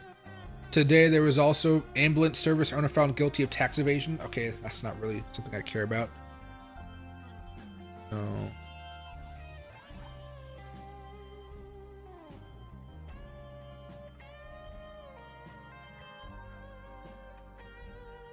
No, not much here that I care about. Priest sentenced to life in prison for sex trafficking. 3 victims. Fucking Ohio. Ohio just can't catch a break. Backpage principals convicted of 500 million prostitution promotion scheme. Dude, there's a lot of fucked up people out there. Alright, let me put this back to being live. Let me make sure the HD is here to 1080. And as soon as it pops up, I'll be there to I'll be there to fucking watch it with you guys. Fucking what the hell is going on in Ohio? BlackRock doing the CZ Binance with Binance into FTX. Yeah, I mean, it's a slugfest right now. Who's going to end up on top? I would bet that BlackRock is usually going to end up on top. They have a lot of money. I don't know what they're going to do because, again, BlackRock isn't really doing anything for retail traders. If anything, you know what's happening? They're trying to make everybody sell their crypto right now, and that way they become the main holder of it. That way they can sell it off and let people trade it in the future. Because if they hold the cryptocurrency and we never own it, you know, who knows if BlackRock will ever allow wallets, stuff like that. I think wallets are the biggest threat to cryptocurrency right now, or to the US dollar. I would make sure you guys have a wallet for some of your long-term assets. I'm getting a free crypto wallet, I think sent to me in the mail sometime this week or next week, and I'm doing a review on it. I will review that one wholeheartedly to make sure you guys understand the current scenario of what's going on in the world. But again, we don't know. We're just waiting for this press conference to get started here. BlackRock's Friday sale on crypto, yeah. Hey, Metal Black, the news will be in 15 minutes. Yeah, it comes out here. So it's 3 p.m. Eastern time. So that's 12 minutes for me. 12 minutes for everybody, right? And then we're going to watch this. I'm actually just going to turn off my music right now. I'm going to turn on the audio up to full, pretty much almost full. It'll be like 2 decibels lower than my voice, so when I talk over it, it's not going to sound like I'm not talking or like it's cluttered. I'll clearly be able to talk over it.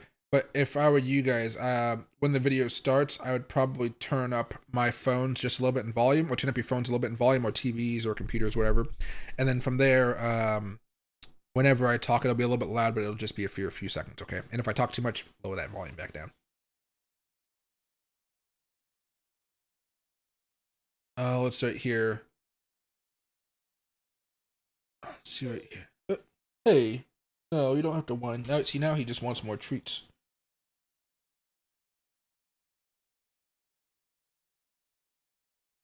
I think he just wants to go outside.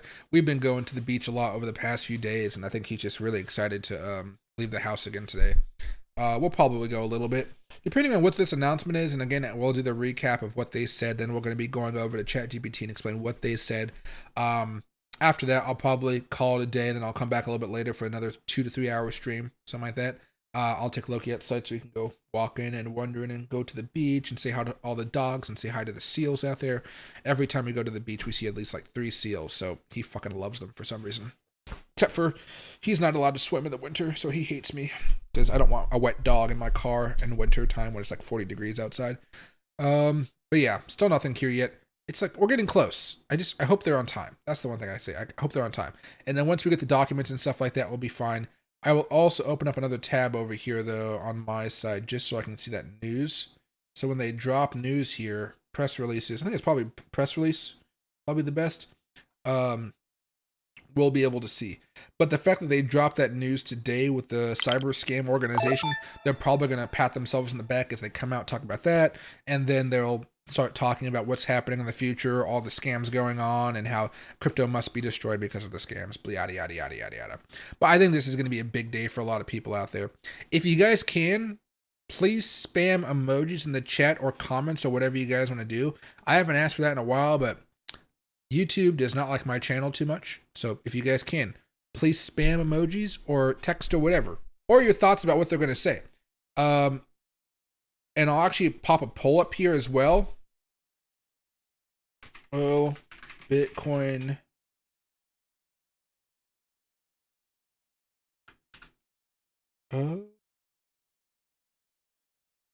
I don't know what the poll question should be.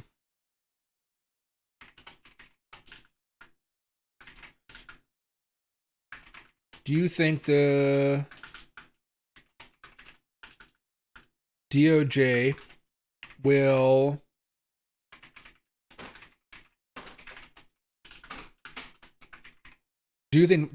cause Bitcoin to fall?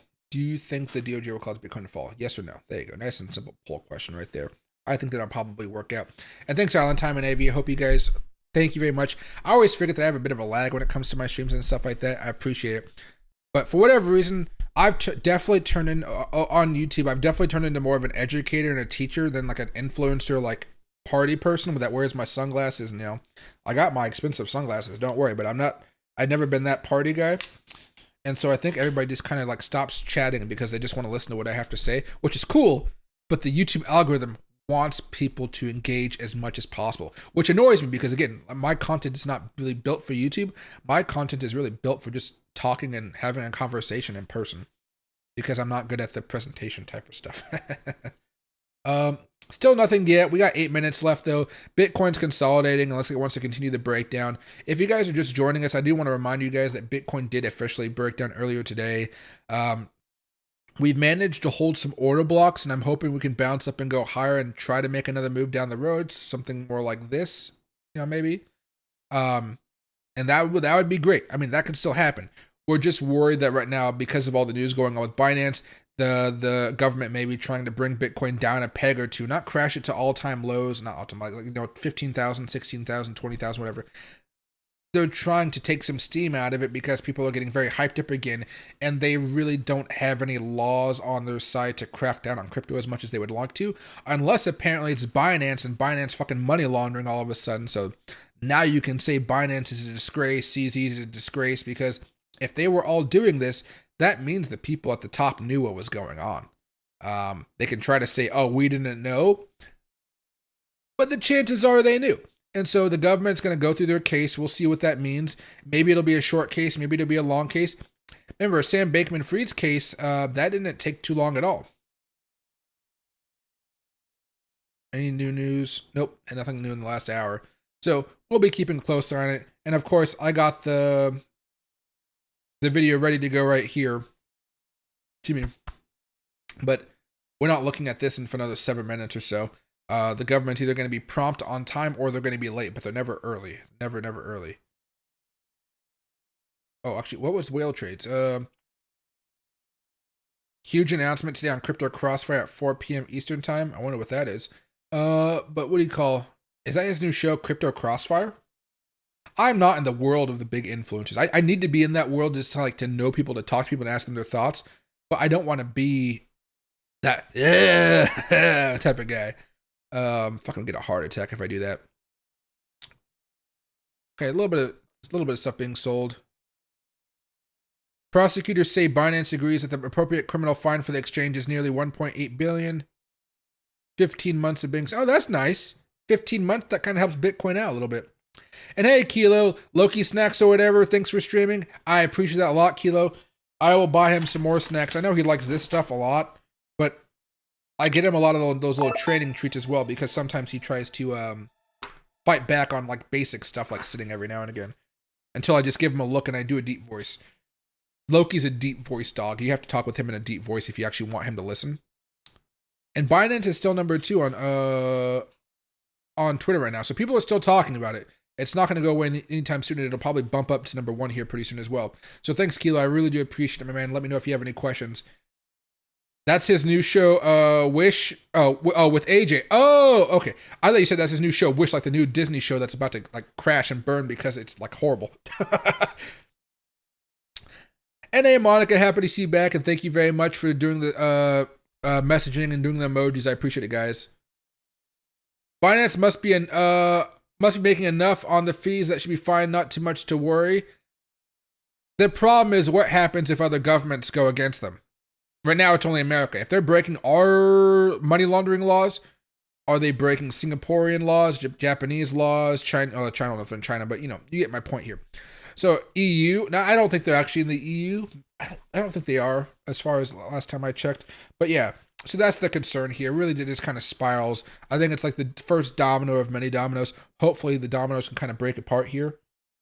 What do we got here? 4 minutes left, guys. I'm still watching. Nothing happening here and nothing happening. And we're still at 1080p. That's perfect. Let me...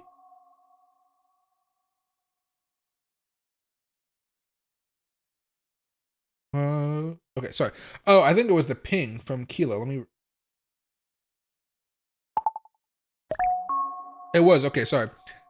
I didn't know that sound was actually associated on the desktop. I thought it might be just another voice setting, but sorry if the ping is a little loud, but thanks, Kilo. I still appreciate it. And hey, Mishna, I can't pronounce your name properly. I'm sorry.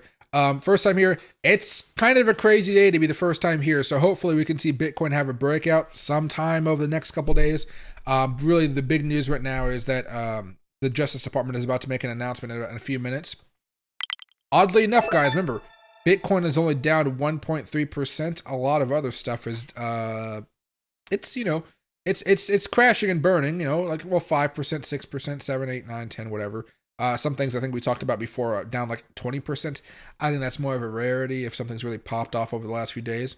But yeah, at this point, Bitcoin, at least right now, is still at levels of resistance. If Bitcoin fell down like a bunch of altcoins, Bitcoin would be down to like $35,000 today. And it's not. It's managing to hold. Again, every time we have these drops, somebody comes and buys it back up. Does that mean you should? I'll leave that up to you, but right now I'm not really doing much trading. There you go. Guys, thanks for subscribing. I really do appreciate it. If BNB sinks, it's crushing. Yeah, so far it's had some volatility as far as BNB is concerned. You can see the news from yesterday gave it some hope, and then the criminal charges came today, and that kind of decimated it back down. But we're right back down to support, which is kind of good. Right? Looking at that 200 moving average on the 4-hour chart, kind of like we had a golden cross. We were actually looking pretty good, and all of a sudden, boom, news comes into play. Perhaps we come back down here to $228 or so. But for now, we don't really have a major reason for seeing some type of larger crash back down to $200. Again, that's if something really bad goes down with Binance and we start to have a massive FUD campaign. Again, if people start having issues withdrawing their money, that's when a FUD campaign would actually come into play. As long as they can keep normal operations up, I think people will be fine for staying there. I think more people that are a little bit more cautious, like myself, I would already be out of Binance as soon as that announcement was made that CZ was money laundering using Binance. I would honestly just not think that they deserve my money, and I'd be out of it 100% right now. And it is 11:58, 11:59. Let's try to do it this way. Here's the Bitcoin 1 minute chart here. Let's pop open. Is there a way for me to just show?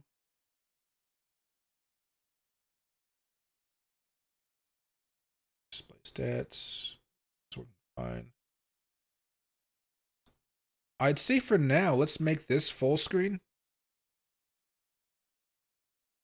So we can hear. The audio is all the way up max. That's good to see. And then what I'll do is I'll add a small window onto this. And I think that'll do the trick for us here.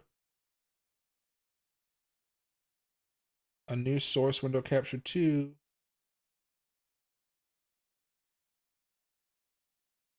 Maybe I should make this, oh no, there it is, popped up right up, okay. And we can kind of just get a brief look and see what's going on with Bitcoin. I don't want this to take up too much of the screen, honestly, so I'll have it be nice and small. But at least you guys will be able to see what's going on here as far as Bitcoin's price action. This is a 1 minute chart, so if it looks drastic on this, I'm sorry. It just kind of makes it a little bit more fun to watch. But let's take off the sponsors. Sorry, sponsors, not as important right now. And you guys can have a small window to see what's going on. I think that'll work out. And again, in a little bit, we'll see what happens. But now it's I got like 3 freaking computers, and none of them are showing me my time here. Got a phone here. Yeah, now it's time for them to go live. So we'll kind of see what they have to say. Are they going to be cracking? Well, how do they plan on cracking down with cryptocurrency? Okay. So everything's live. We're pretty much just waiting. I do like American style flags. See the shield there. Queer Pro, Domina, Justia, Secretary. Are arrows coming out of that eagle's leg? Not entirely sure what that means, or if it's catching a net, maybe. I'm not entirely sure. Big crypto laws coming pretty soon. Well, yeah, is the government going to actually pass any laws? Or can the government pass laws? We're about to go into freaking election season where our political system gets like stagnant as hell. The whole year we pumped on bad news, it will happen again. I hope we can continue moving higher because I really want to see Bitcoin go up to $40,000. And I still think it's possible. We just need to see that Bitcoin isn't, Binance isn't going down in flames, or they're not going to have too many problems where they can, like, settle everything kind of in court, hush hush, let's get going. And I think everybody will be fine at the end of the day. If they go into full crackdown mode here today, then we'll see what happens. Honestly, we'll see what happens. I'm not entirely sure. Hopefully it ends up being something nice. Right now, Bitcoin's in a slight downtrend, but nothing too crazy since we just broke down. And that's why I have it's a 1 minute Bitcoin chart. I don't know if you guys can really see the numbers on the side here, but I think you guys should just be able to see which direction Bitcoin's generally moving in at this point. Pug roll. At this point, I mean, they've been trying to push us down for a while, not gonna lie, but every single time, and I've been pretty adamant about this, the technicals have been pretty bearish for the last couple weeks as far as like your day-to-day action. Every time we do have those downward moves, we get bought back up, and people are still happy to buy Bitcoin even now. So as long as they continue to do so, we should be pretty fine. And of course, the DOJ can't make an appointment time here, but we should be seeing them go live any second now. This is still live here. Let me pause, refresh, make sure. But it should be live here. Yeah, okay, it's still live. Let me go back up here to 1080. It'll be blurry for just a second while it goes back into that 1080 resolution.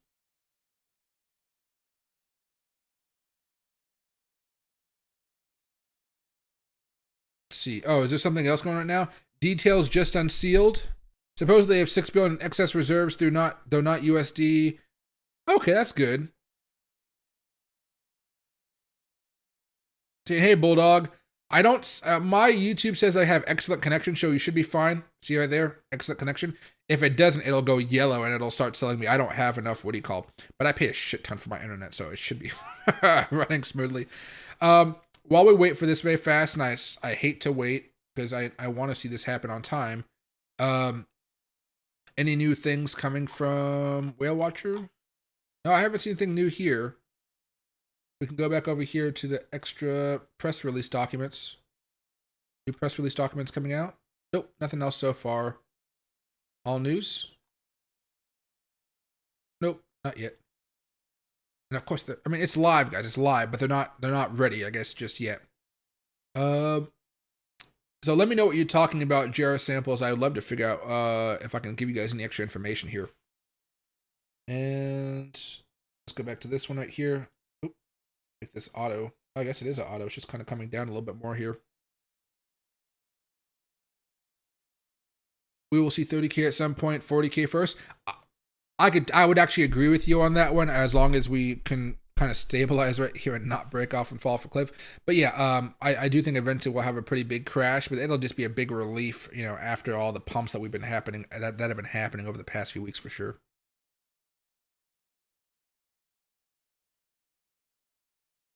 Let's see. You can see the numbers okay? Okay, that's good. Some of you guys watch on TV. Some of you guys only watch on your phone. Some of you guys watch on your tablets and whatnot. YouTube tells me a lot about it, but I'm never 100% sure. Let's see. Yeah, it should be fine. I want to see this happen. It's just, they're not talking. They're not talking. They're not doing anything. They're late to their own show. Let me go back over here. I want to see if CNBC is talking about it at all. I may be stupid, but I don't pay for cable, so. NVIDIA's report. No, they're not even bothering with it right now. Maybe they don't care. I'll keep. You guys can see what I'm looking at right here. But yeah, they're not talking about it. Huh. All right, that's fine for now. Oh, is this? Do I have to adjust the settings for scale? Or canvas? 10, 11, apply to all. There we go. That way it doesn't look like it's falling through the bottom of the page right here. There we go.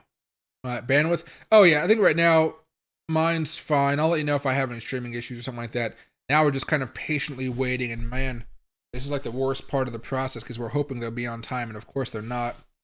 If you guys haven't already, I don't know how long this press conference is going to be. It could be 10 minutes, it could be a half an hour, it could be an hour. Probably going to be a little bit longer, but we'll see.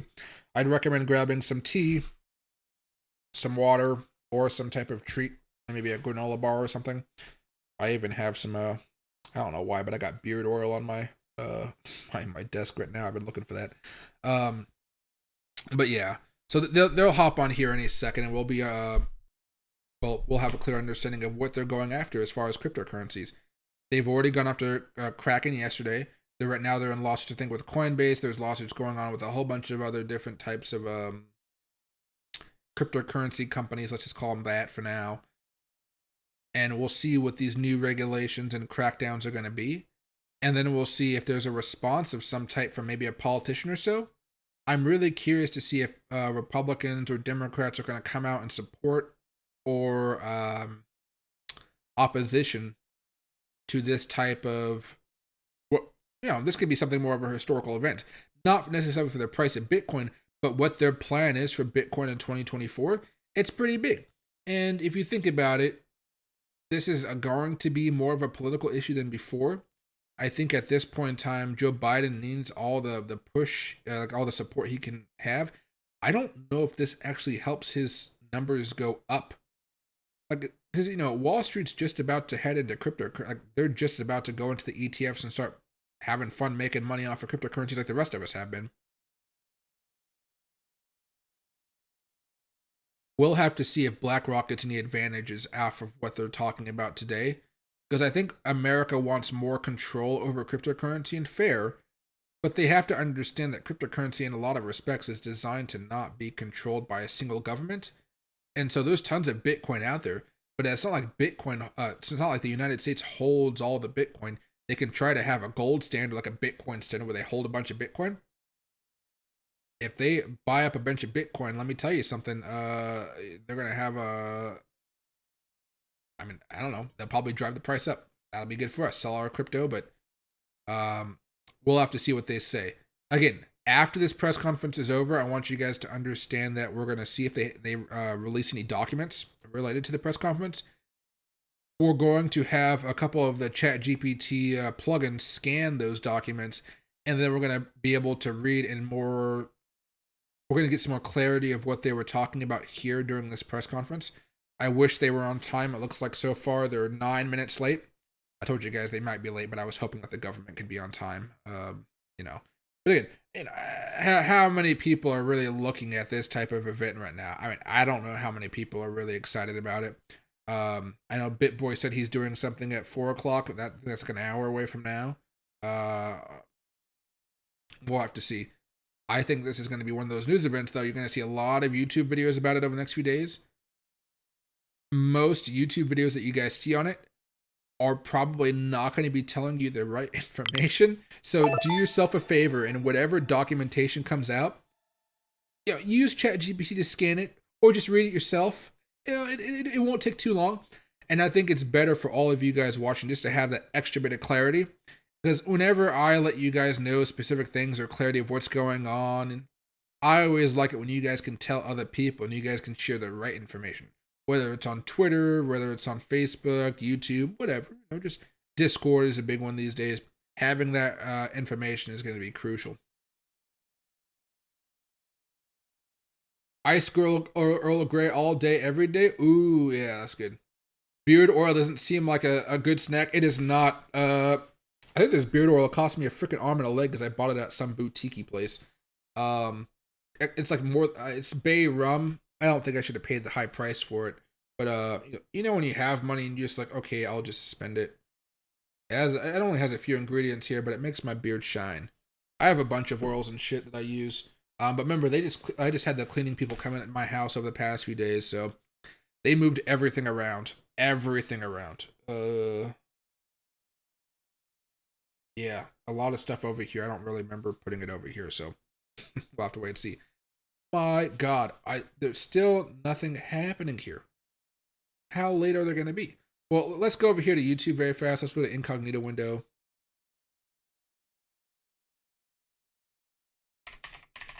Anything big happening in the Bitcoin live world? Crypto in the early innings of a bull market, says Brian Kelly. See, all of a sudden, CNBC is hyping up cryptocurrency. You know it's time for Bitcoin to have a little bit of a dump if they're pumping it up. Live. Oh, there's my pretty head right there. Look at CZ. Oh, he looks so sad. Oh, there's my other crypto stream. Oh, Crypto Live is up right now as well. Oh, just Jordan Cameron. Oh, I haven't seen him for so long. He's been losing subscribers month by month for a long time now, and I'm happy he's getting some views there. Another one of my streams. Damn, I forgot how many streams I have live all the time. It went back to... No, yeah, there it is. Back to HD. I feel like if I just like restart the page, maybe they'll be live, but I know it's not going to work out that way. No, it's not going to be working out that way. Let's see.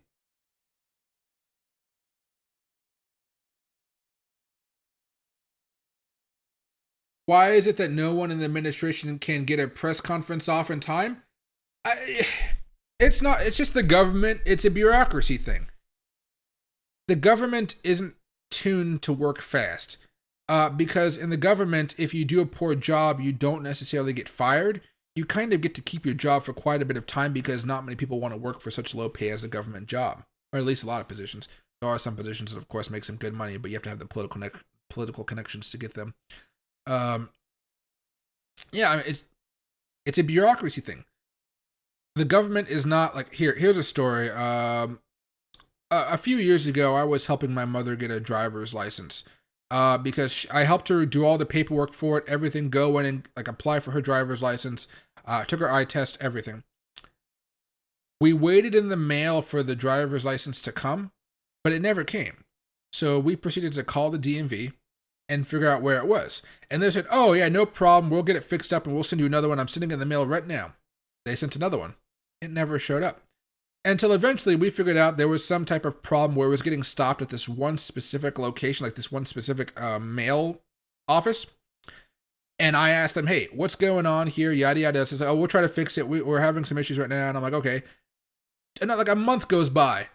And you know what I do? I'm like, okay, fuck everybody. I go proceed to walk over to my congresswoman's office. And I say, hey, I'm having a lot of trouble here. I told her the issue. You know what she did?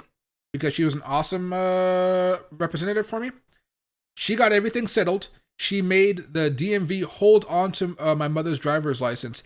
And we picked it up in person early morning in front of the line before they let anybody else into the building. They said, is there a Rita Whitman here? And they passed her the driver's license. A lot of times you can't trust the bureaucracy. And that's kind of what your local representatives are there for. But not every local representative is going to be a nice person that actually does all that work for you. But like, it's the government's not designed. Like if I didn't go to my local representative and like just kind of go have my own Karen moment, so to speak, I wasn't really too much of a Karen. I was more like a ticked off old guy. But what do you call? Old guys can be Karens too. I don't know if I would have gotten my mother's driver's license. Months, and like, you know, it shouldn't take that long. So sometimes you just have to get around the system. Sometimes. Or even better yet, Jesus, when is the stream going to start? Well, I'm still waiting, guys, just like you. A while ago, my car broke down, and it broke down because of a broken steering pin or something like that. I went to the Ford dealership to get it fixed up. They said it was going to cost $2,000 or something like that. And then I read online that the part was a default part, and they would have to fix it for free for me because of what was going on. Like whenever it's a faulty part, they have to fix it. They said no. I spent 2 hours on the phone with the the Washington State Department of Transportation and Safety. I called the federal offices of whatever you call faulty parts in cars, the safety administration. And then I also called the manufacturer and the Ford dealership somewhere else, with some lady with a heavy Asian accent answered me.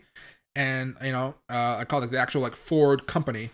And within a day, I had my car back and I paid nothing. All I had to do was sign my signature and I was out. There's a bureaucracy usually in a lot of different companies, a lot of different aspects of life. There is ways to manipulate it, but man, it takes a little bit of time and you have to understand the ways to get around it.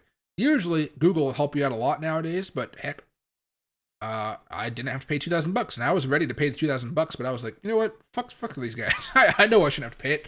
And I spent that $2,000 on Vegas gambling and I lost it. But I had a lot more fun losing that money than I would paying a car bill.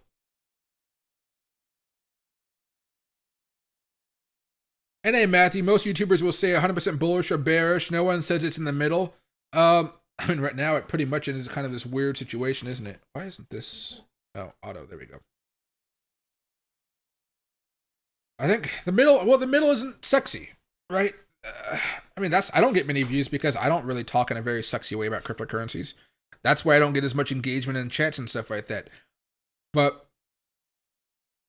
I think in the end, it kind of works itself out. I don't really make my money as far as cryptocurrencies as a YouTuber. I think last month I made $2,000 on YouTube, and a cool $1,000 of that was Secret Fish donated to the channel. So my money comes from trading, and it also comes from me going and doing events and things like that. Like right now, I'm working with Opus Clip with their marketing department. I'm working with Tradesing with their marketing department here. So, I got other gigs going on, and it's always nice to make that type of stuff. There's no point in me lying to you guys and saying, ooh, I can see Bitcoin breaking out here. I definitely can. We just have to hope that this news isn't so bad that it kind of drags Bitcoin down. That's kind of the scenario here.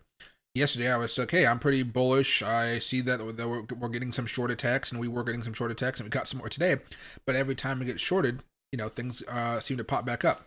Now, we did have that breakdown, though, which is a little bit more concerning now. So now it's not as optimistic. Plus, with all this news, is CZ, money laundering, yada, yada, yada. But, let's see what can happen.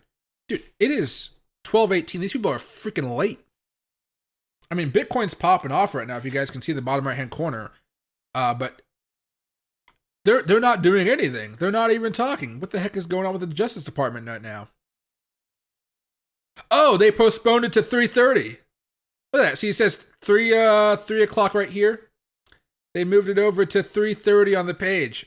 The fucking bastards. Okay, if you guys want to come back in 15 minutes, by all means, go for it. But what the fuck is that? They postponed it. Okay, only by a half an hour, but like I said, it's like we're getting close to Thanksgiving. These guys are going to want to do this and go home. So let's hope that they can hurry up and get this done. But yeah, they thought they were sneaky. They changed the time here, but they couldn't hear. If I refresh the page, does it go to turn to 3:30 right there? Yeah. All right, well, that explains it to a certain degree. Oh my god, this is the fucking last treat. All right, here we go.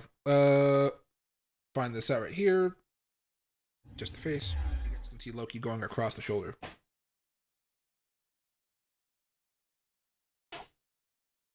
Good boy.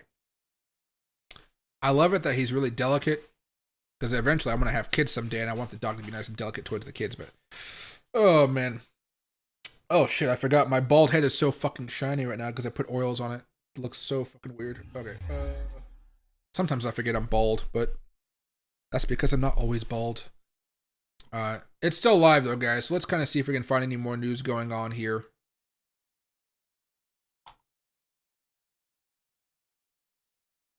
No, nothing breaking as of late. I mean, we can go over here and check out the latest Binance news, I guess, but nothing from him.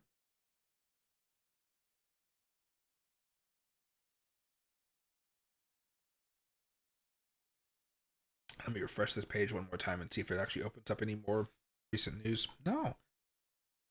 Twitter needs to do a better job, or X needs to do a better job of like filtering in new messages here, not the top ones, but something like, I can actually, if I've already looked at it once, I want to see it again. Latest.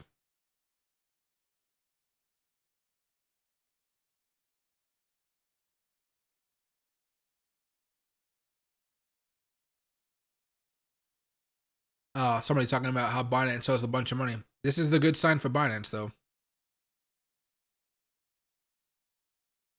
Yeah, see, latest isn't good because it just shows everybody's messages.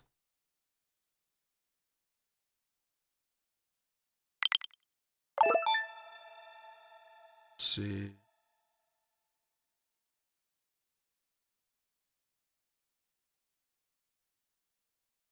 Dan says Binance case coming to a conclusion and CZ stepping down has a total end of bear market vibes. See, the thing is, the case isn't coming into a conclusion, though. That's what everybody is so concerned about because. Let's go back over here. Let's go back over here, just make sure it's not live and we're missing it. There's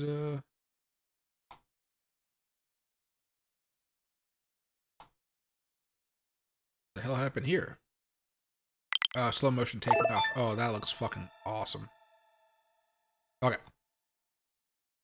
It's not over because now the government is charging Binance, not CZ, Binance himself, and that's really where the shit starts to hit the fan. Volume is up, so as soon as I hear volume from there, we'll head back. I don't want to waste time just looking at this screen. Maybe they'll postpone it to 4 o'clock or 6 o'clock or something like that. Fuck them. I mean, we can listen to this. Let's see. Binance at CZ. Watch your guru. Oh, they're all waiting for it too. Yeah, they're waiting for it too right now. I guess that's the live thing here. But wait. This isn't what it. Binance and CZ indicted by the U.S. government. That's not what the press conference is about. It's about announce significant cryptocurrency enforcement actions. Or maybe that's just what or another way of saying it, I guess you could say. But basically, yeah, nothing happening. My gosh.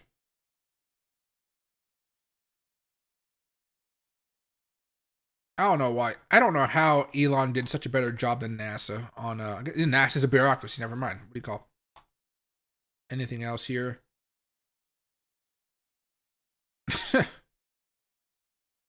Oh yeah, this Binance news overtook everything going on with OpenAI.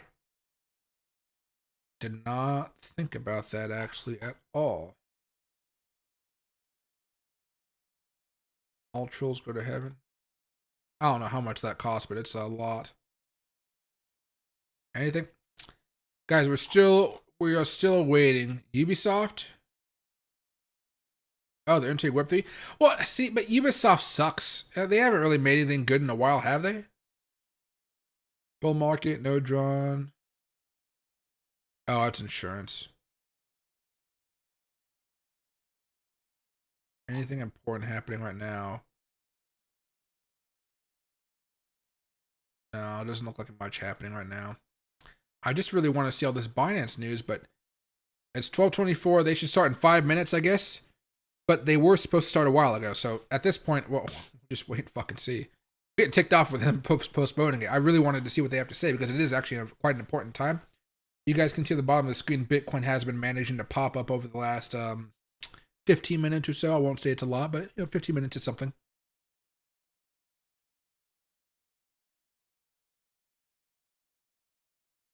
Let's see.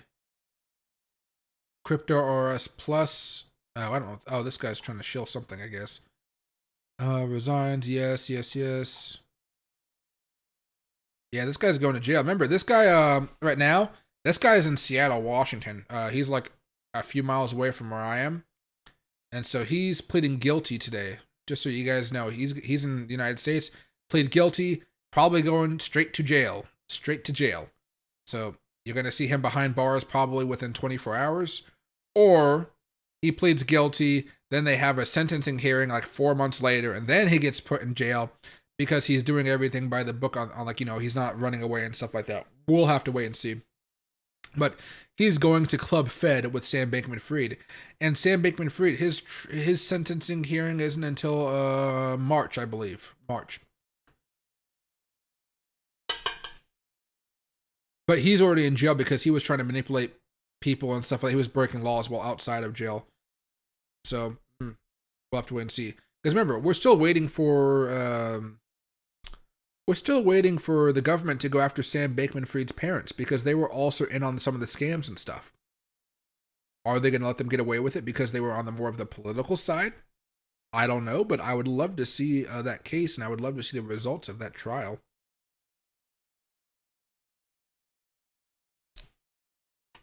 Oh, move my chat over here a little bit more. Ubisoft and IMX working together. I'd much rather be long on IMX than I would be Ubisoft. I hate Ubisoft. What they did with Assassin's Creed is just so sad.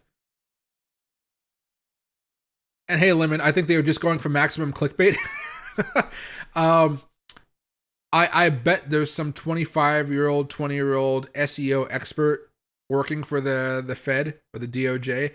That would be crazy. Honestly, the Fed should, the DOJ should have a much better marketing department to get their message across, because whenever they give out news, it really gets spun by a lot of people around the media. And the media, whether you like them or hate them, they all have their own private agendas. Remember, CNBC likes cryptocurrencies now, but you remember how much they hated them back in the day?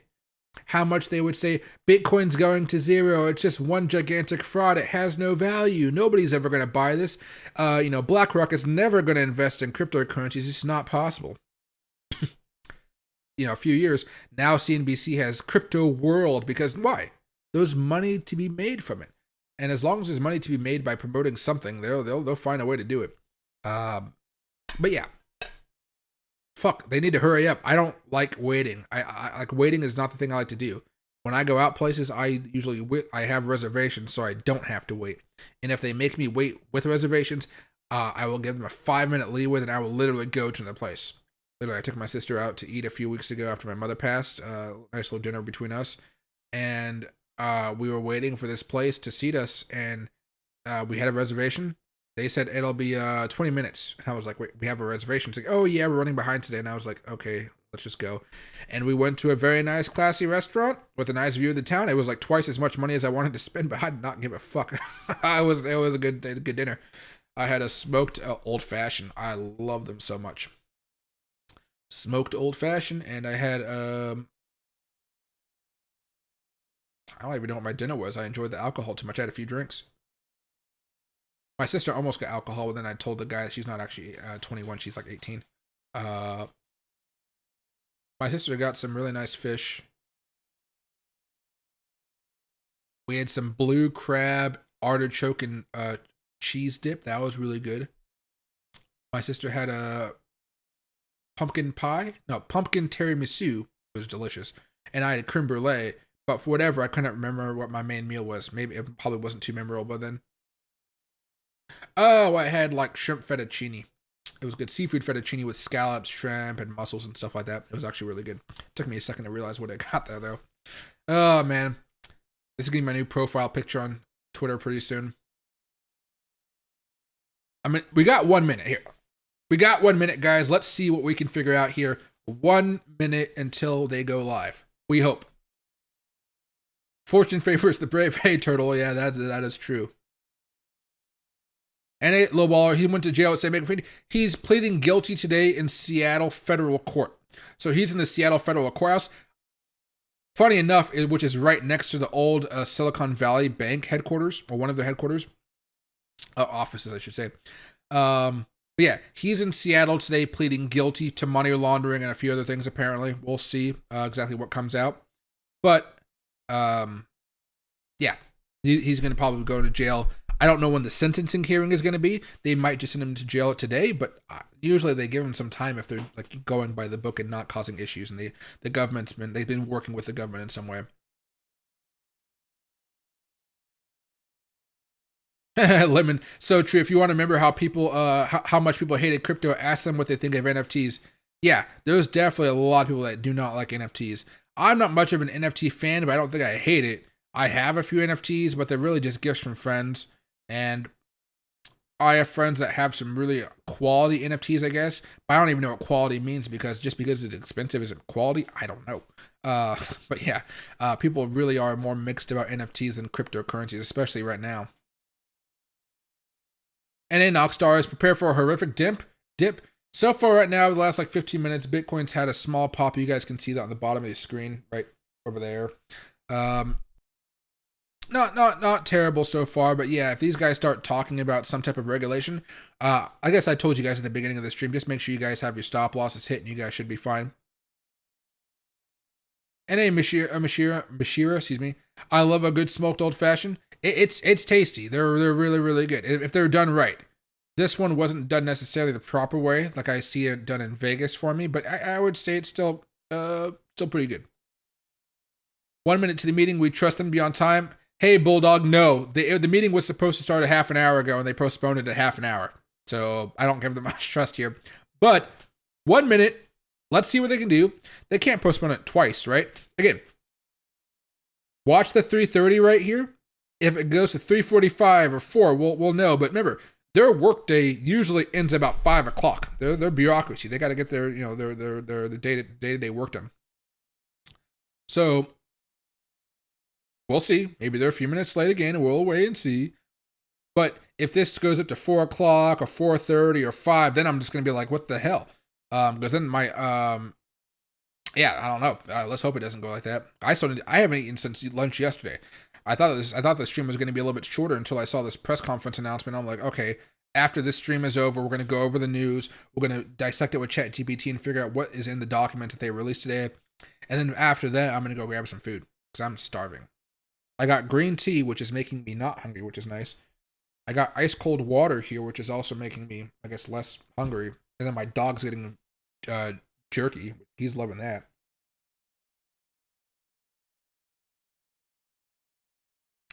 There you go. Bitcoin's taking a small dip. Again, this is a 1 minute chart. It's not the most, it's a little bit more dramatic than it should be. GL for 4 billion years. Oh man, that'd be miserable. It will give Binance street credit. It'll pop like 50 cents. As long as it's not going like a Diddy, I guess. Bro, they're late again. It's a bureaucracy thing then, you know. They're trying to figure out how they could spin this, I guess. We don't know yet. I haven't, like, I'm still waiting for Watch Your Groove. Maybe he has some type of tweet or something coming out, but I don't see anything as of yet.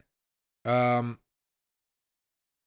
I see is some messages from YouTube. I see my grandmother sent me a message saying she got a ham and 2 turkeys for Thanksgiving because she gives one to my uncle. And she brought enough for me to take home. Oh, wait. Oh, good.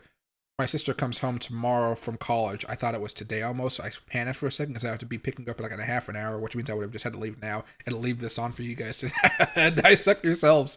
But yeah, tomorrow I'm picking my sister up from the train station. She lives like a few hours up north in Bellingham. But yeah, they are fucking late. Good. And hey, they're waiting for the market close? I mean, they could, but like, you better get those puts in before the market closes then, Larry. I'm hoping, like, we got 25 minutes now. We'll see. Let me go back over here to CNBC.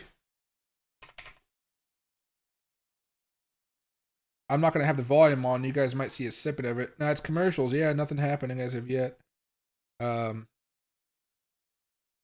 I mean, they very well could, but why would you have it timed for 3 o'clock, you know, if you're just going to postpone it time after time after time after time? And hey, Larry, I mean, if you want, we can refresh it. There's no harm in refreshing it now. Doopity boo. Nada.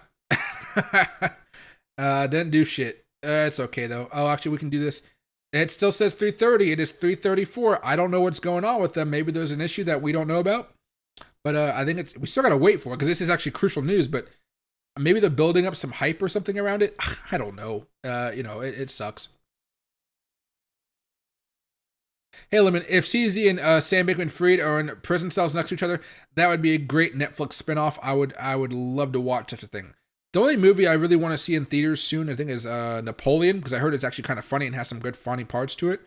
Besides that, I haven't been to the movies in a while. I'd watch a movie on that. Got the $4,000 TV behind me. I guess I could technically watch it on that. But yeah, I don't think I've actually watched much on that TV in a while. Oh yeah, I've been going out a lot more recently, try to get healthier, exercise, that type of stuff. I got Netflix, I got streaming platforms. I guess I just I should actually use the expensive TV that I bought. HSBC got a fine for 1.9 billion. How CZ get a bigger settlement amount? Because it's crypto related. They want to send a message. A lot of times it's all about the message. Do I believe Binance coin will collapse? Oh, here we go, guys. Here we go.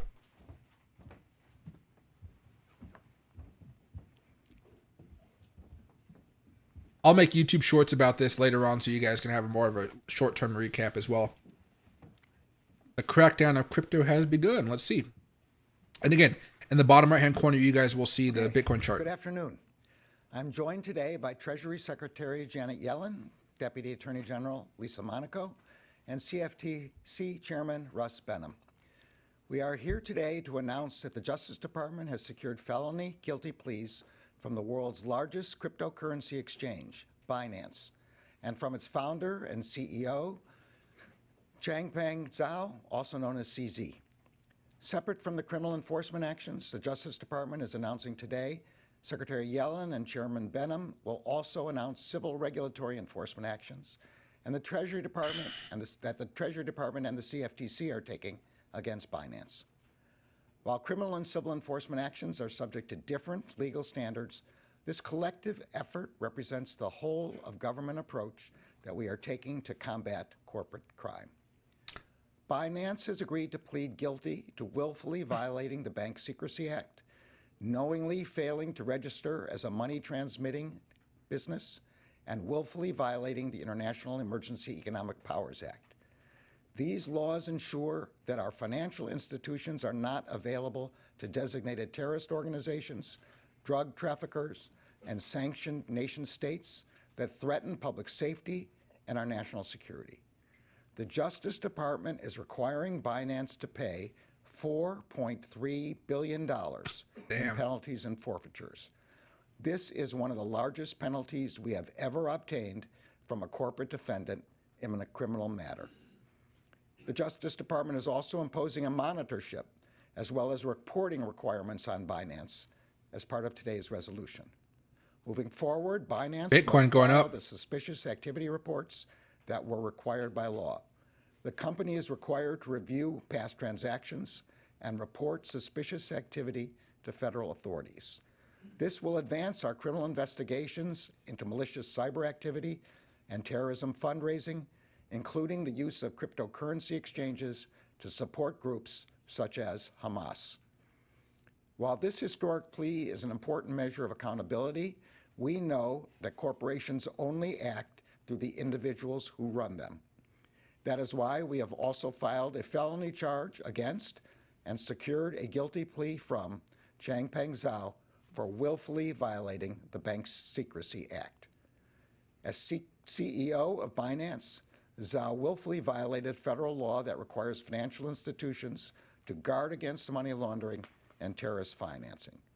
Zhao, who resides outside of the United States, entered his plea in person in the United States District Court for the Western District of Washington earlier today. In Seattle. In August 2017, Zhao founded Binance as a platform where users could trade in cryptocurrency. But from the very beginning, Zhao and other Binance executives engaged in a deliberate and calculated effort to profit from the U.S. market without implementing the controls that are required by U.S. law. Zhao and Binance attracted and built a substantial U.S. customer base. Almost 2 years after Binance's founding, Zhao told senior management that the U.S. market represented 20 to 30% of the company's potential revenue. Serving these U.S. customers meant that Binance was a U.S. financial institution. U.S. financial institutions must comply with U.S. law. Zhao and other senior management at Binance understood this. They understood that the company was required by U.S. law to register with the Treasury Department as a money services business. And they understood that they were required by U.S. law to implement an effective anti-money laundering program. They failed to do either. Instead, they concluded that complying with U.S. law would stifle their efforts to grow Binance's profits, market share, and trading volume. So, rather than comply, Binance facilitated billions of dollars of unregulated cryptocurrency transactions. It willfully enabled hundreds of millions of dollars in transactions between American users and users subject to U.S. sanctions. And its platform accommodated criminals across the world who use Binance to move their stolen funds and other criminal proceeds. Binance prioritized its profits over the safety of the American people. In part because of the crimes it committed, Binance became the largest cryptocurrency exchange in the world. Now, Binance is paying one of the largest corporate penalties in U.S. history. Binance employees knew and discussed that the company was serving thousands of users in sanctioned countries. And they knew that facilitating transactions between U.S. users and users in sanctioned countries would be in violation of U.S. law. But they did it anyway. Binance enabled nearly $900 million in transactions between U.S. and Iranian users. And it facilitated millions of dollars in transactions between U.S. users and users in Syria and in the Russian-occupied Ukrainian regions of Crimea, Donetsk, and Luhansk. Binance's own compliance personnel also knew that the company's anti-money laundering procedures were inadequate and would attract criminals to the platform. In a February 2019 chat, one compliance employee wrote that they needed a banner that said, quote, "Is washing drug money too hard these days? Come to Binance. We got cake for you." By failing to comply with U.S. law, Binance made it easy for criminals to move their stolen funds and illicit proceeds on its exchanges. For example, between August 2017 and April 2022, there were direct transfers of approximately $106 million in Bitcoin to Binance.com wallets from Hydra. Hydra was a popular Russian darknet marketplace, frequently utilized by criminals, that facilitated the sale of illegal goods and services. Binance only stopped processing Hydra transactions in April of 2022, when the Justice Department and our criminal law enforcement partners seized control of the Hydra marketplace and shut it down. From February 2018 to May 2019, Binance processed more than $275 million in deposits and $273 million in withdrawals from Best Mixer. Best Mixer was one of the largest cryptocurrency anonymizing services in the world before it was shut down for money laundering. Binance also did more than just fail to comply with federal law. It pretended to comply. In June 2019, Binance publicly announced that it would block U.S. users from Binance.com and launch a separate U.S. exchange. That exchange, Binance.us, would register with the Treasury Department and serve the U.S. market. Binance blocked some U.S. users on Binance.com and redirected them to the U.S. exchange. At the same time, however, Binance continued to allow some of its most important high-volume U.S. users to remain on the unregistered Binance.com exchange. At the direction Bitcoin of is up Zhao and other senior 0.6% leaders at as of the start Binance, of this. employees encouraged their high-volume U.S. users to conceal their U.S. connections, including by creating new accounts that obscured their locations. As Zhao himself said in a September 2019 chat, quote, "If we blocked U.S. users from day one, Binance will not be as big as we are today. We would also not have had any U.S. revenue we had for the last 2 years." He then added, quote, "Better to ask for forgiveness than permission," close quote. Over a year after Binance publicly announced that it was blocking U.S. users, an internal monthly company report attributed 16% of its total registered user base to the United States. That was more than any other country on the unregulated Binance.com platform. In the next monthly report, Binance removed the United States label and recategorized U.S. users with the label UNKWN, short for unknown. In October 2020, users labeled as UNKWN represented approximately 17% of Binance's registered user base. Binance and Zhao profited significantly from their violations of federal law. That they are facing accountability for their crimes is due to the extraordinary hard work of the extraordinary public servants at the Department of Justice.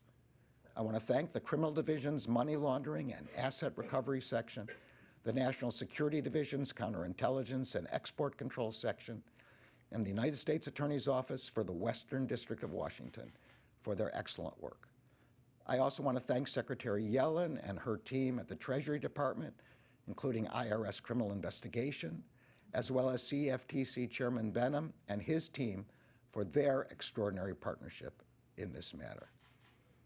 In just the past month, the Justice Department has successfully prosecuted the CEOs of 2 of the world's largest cryptocurrency exchanges in 2 separate criminal cases.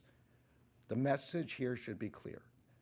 Using new technology to break the law does not make you a disruptor. It makes you a criminal. This Justice Department has no tolerance for crimes that threaten our economic institutions and undermine public trust in the fairness of those institutions. And we will hold accountable the individuals who commit and profit from them. I'm now pleased to turn the podium over to Secretary Yellen. Bitcoin's up like 0.25% since this started, so a whole bunch of nothing so far. Good afternoon. Why are they I'm lined up like glad that? To join Attorney General Garland, Deputy Attorney General Monaco, and CFTC Chairman Benham on such an important occasion. We're here today to announce the Treasury Department's historic action, the largest enforcement action in Treasury's history against Binance, the world's largest virtual currency exchange, Oh, for geez. its consistent and egregious violations of U.S. anti-money laundering and sanctions law. Protecting the U.S. financial system, and through that, the global financial system, is core to the Treasury Department's mission. And ever since Binance launched its convertible virtual currency platform, it has knowingly evaded the U.S. laws designed to protect these systems. Over more than 3 years, FinCEN, OFAC, and IRS criminal investigation thoroughly investigated key aspects of Binance's activities. Our work revealed that Binance claimed to have exited the U.S. market years ago, but actually did not, retaining U.S. users and other significant ties with the United States.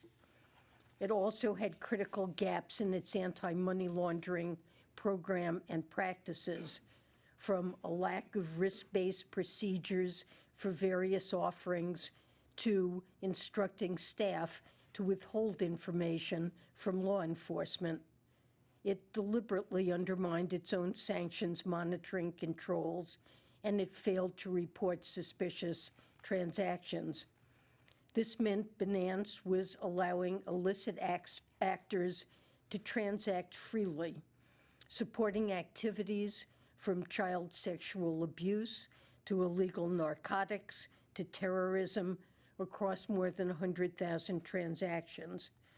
That includes transactions associated with terrorist groups like Hamas's Al-Qassam brigades, Palestinian Islamic Jihad, Al-Qaeda, and ISIS. Binance processed these transactions, but it never filed a single suspicious activity report, and it also allowed over 1.5 million virtual currency trades that violated U.S. sanctions. So we have taken the largest enforcement action in Treasury's history. FinCEN's settlement agreement assesses a penalty of $3.4 billion. OFAC's settlement agreement assesses a penalty of nearly $1 billion. Binance is also required to report the suspicious transactions it has failed to report to date and to establish an effective anti-money laundering program to support the global AML-CFT regime. And the settlement agreements subject Binance to increased scrutiny for 5 years through a third-party monitor overseen by FinCEN, who will ensure Binance's complete exit from the United States. The monitor will be able to access Binance's systems, transactions, and accounts, and will review and report on all actions included in the settlement agreements. Failure to live up to these obligations could expose Binance to substantial additional penalties. The result of these agreements will be an end to company behavior that has posed risks to the U.S. financial system, U.S. citizens, and our country's national security for too long. And let me be clear, we're also sending a message to the virtual currency industry more broadly, today and for the future. If virtual currency exchanges and financial technology firms wish to realize the tremendous benefits of being part of the U.S. financial system and serving U.S. customers, they must play by the rules. And if they do not, the U.S. government will take action. Today's announcement shows the Treasury is prepared to use all of its tools to carry out its crucial mandate of combating illicit finance and protecting the U.S. financial system, and this will make all of us safer. I want to end by thanking FinCEN, OFAC, and IRS criminal investigation employees who play a central role in protecting our national security. Adequate resourcing was critical to carrying out this work. Thank you also to the partner agencies here today for such effective collaboration. And with that, I'll turn the floor over to Deputy Attorney General Monaco. All right, so don't hold any money on Binance. Take all your money off of Binance just for now. Today is a watershed moment. The Department of Justice and its partners are holding accountable the world's largest cryptocurrency exchange and the CEO who ran it for their criminal conduct. Binance vaulted to the top of the crypto market in part through the scheme exposed today by pursuing growth, market share, and profits at the expense of compliance with U.S. law. Today's charges and guilty pleas, combined with a more than $4 billion financial penalty, demonstrate the Justice Department's commitment to corporate accountability. And they sent an unmistakable message to crypto and DeFi companies: if you serve U.S. customers, you must obey U.S. law. A corporate strategy that puts profits over compliance isn't a path to riches, it's a path to federal prosecution. She's much better at As detailed talking. in the statement of facts, Changpeng Zhao was warned by his own compliance team that Binance lacked basic safeguards to prevent users from evading U.S. sanctions. He was warned of the high risk associated with some customers on their exchange. Much better He speaker. was even warned I like her. that the CFO of another company had been arrested for sanctions violations and that the same thing could happen at Binance.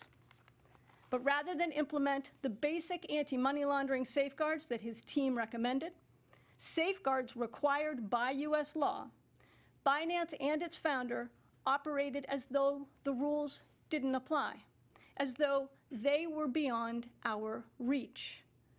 Crypto assets may be advertised as borderless in nature, but the Department of Justice will enforce U.S. law across and throughout crypto markets, even in their darkest corners. Some say the key to success in the tech sector is to move fast and break things. Today's actions show that if what you break is the law, there will be consequences. Over 5 years, while building its business with U.S. customers, Binance enabled nearly $1 billion in illegal payments involving sanctioned countries and individuals. These actions put our collective security at risk. Today, companies are increasingly operating on the front lines of the geopolitical and national security challenges that mark today's global environment. That's why the Justice Department is focused on the intersection of corporate crime and national security. Today, corporate crime undermines not only our markets and investors, but also our national security. The laws we are enforcing today were designed to protect the security of our financial markets and to protect our financial institutions from exploitation by terrorists and money launderers. Today's actions show that those rules apply equally to traditional financial institutions and those powered by decentralized and cutting-edge technologies. Today's resolutions are the result of and a credit to the combined energy and expertise of prosecutors and law enforcement agents from across the government.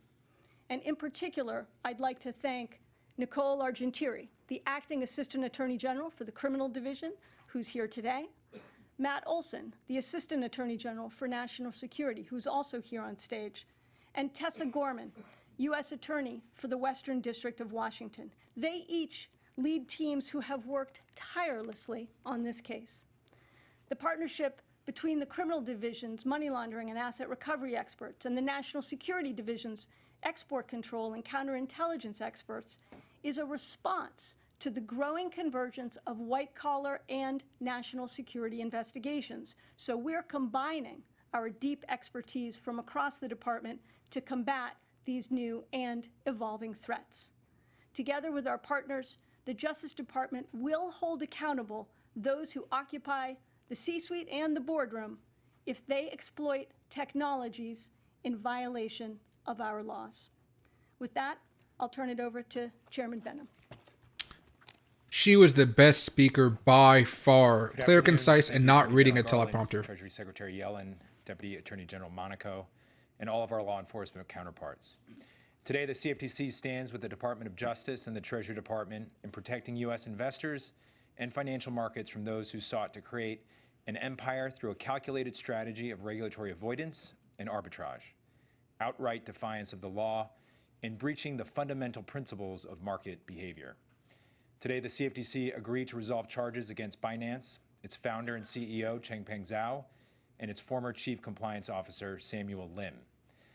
Binance is the world's largest digital asset exchange and offers trading in spot digital assets and digital asset derivatives, including CFTC jurisdictional products such as Bitcoin futures, options, and swaps.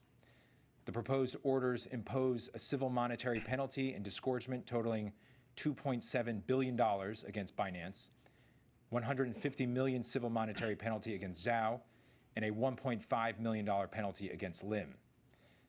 Binance's activities undermine the foundation of safe and sound financial markets by intentionally avoiding basic, fundamental obligations that apply to exchanges, all the while collecting approximately $1.35 billion in trading fees from U.S. customers. Beyond the risks imposed on the U.S. financial system, Binance's activities impacted populations beyond investors in ways that cannot be measured in dollars and cents. As evidenced by the internal chats of Binance's CCO and others, Binance recognized that its platform was used to facilitate criminal activity, including terrorist financing, but chose to turn a blind eye, all in the name of profits. More disturbing, Binance and its leaders sought to dupe and indoctrinate their employees and customers, building a cult-like following premised on circumventing their own compliance controls to maximize corporate profits above all else. As charged in the CFTC complaint filed in March of this year and set forth in the consent order, Binance made deliberate, strategic, and calculated decisions to evade federal law over a period of nearly 4 years. Binance, under Zhao's direction and control, knowingly solicited and accepted orders from US-based customers to trade digital asset commodity derivatives products and operated an exchange for the trading of futures, options, swaps, and leveraged retail commodity transactions. Throughout this time period, Binance never registered with the CFTC as is required under US law. The resolution of the action against Binance and Zhao within just 8 months of its filing solidifies the CFTC's reputation as the proven leader in the civil enforcement space when it comes to digital assets. We are now stalwart in negative ensuring for CFTC Bitcoin. registrants comply with our statute and regulations, which serve to protect broader financial health and that directly impacts millions of American investors. Binance failed to diligently supervise its derivatives markets activities and miscarried requirements to implement adequate anti-money laundering, know your customer, and customer identification programs required for certain CFTC registrants. These provisions serve to protect all Americans from those who seek to use the financial markets to facilitate criminal activities, including domestic and international terrorism. As there remain certain classes of registrants who have lesser requirements, I believe our action here underscores what we could accomplish in CFTC markets with broader authority. American investors, small and large, have demonstrated eagerness to incorporate digital asset products into their portfolios. It is our duty to ensure that when they do so, the full protections afforded by our regulatory oversight are in place, and that illegal and illicit conduct is swiftly addressed. When, as here, an entity goes even further, deliberately avoiding to employ meaningful access controls, intentionally avoiding knowing customers' identities, and actively concealing the presence of US customers on its platforms, there is no question that the CFTC will strike hard and aggressively. I want to commend the incredible work of Candy Hahn, Joseph Plott, Catherine Paulson, Joseph Patrick, Matthew Edelstein, Elizabeth Pendleton, Scott Williamson, and Robert Howell. I'd also like to acknowledge our Director of Enforcement, Ian McGinley, and Principal Deputy Director and Chief Counsel, Gretchen Lowe. Thank you. Oh, question time, question time.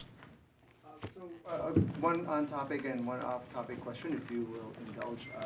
That depends on the question. So on the on topic, based on the allegations of this and some of the other cases that you brought, I'm wondering whether the concern in the industry about the ability of some of these startup companies, some of the smaller companies, to abide by this very costly regulatory and legal regimen that the United States requires, whether it will mean that you can't really do virtual currency and have this industry thrive and some of the cutting edge things that Lisa and Monaco just mentioned with that very heavy burden of regulatory compliance. I'm wondering whether you have a message for the industry when it comes to that. And then if I can ask my off-topic question, we're expecting at any moment the Israeli government and some of the other parties to announce an agreement for the release of hostages being held by Hamas. I don't care about Israel, Gaza. Comment on that, and also just what the Justice Department and some of the other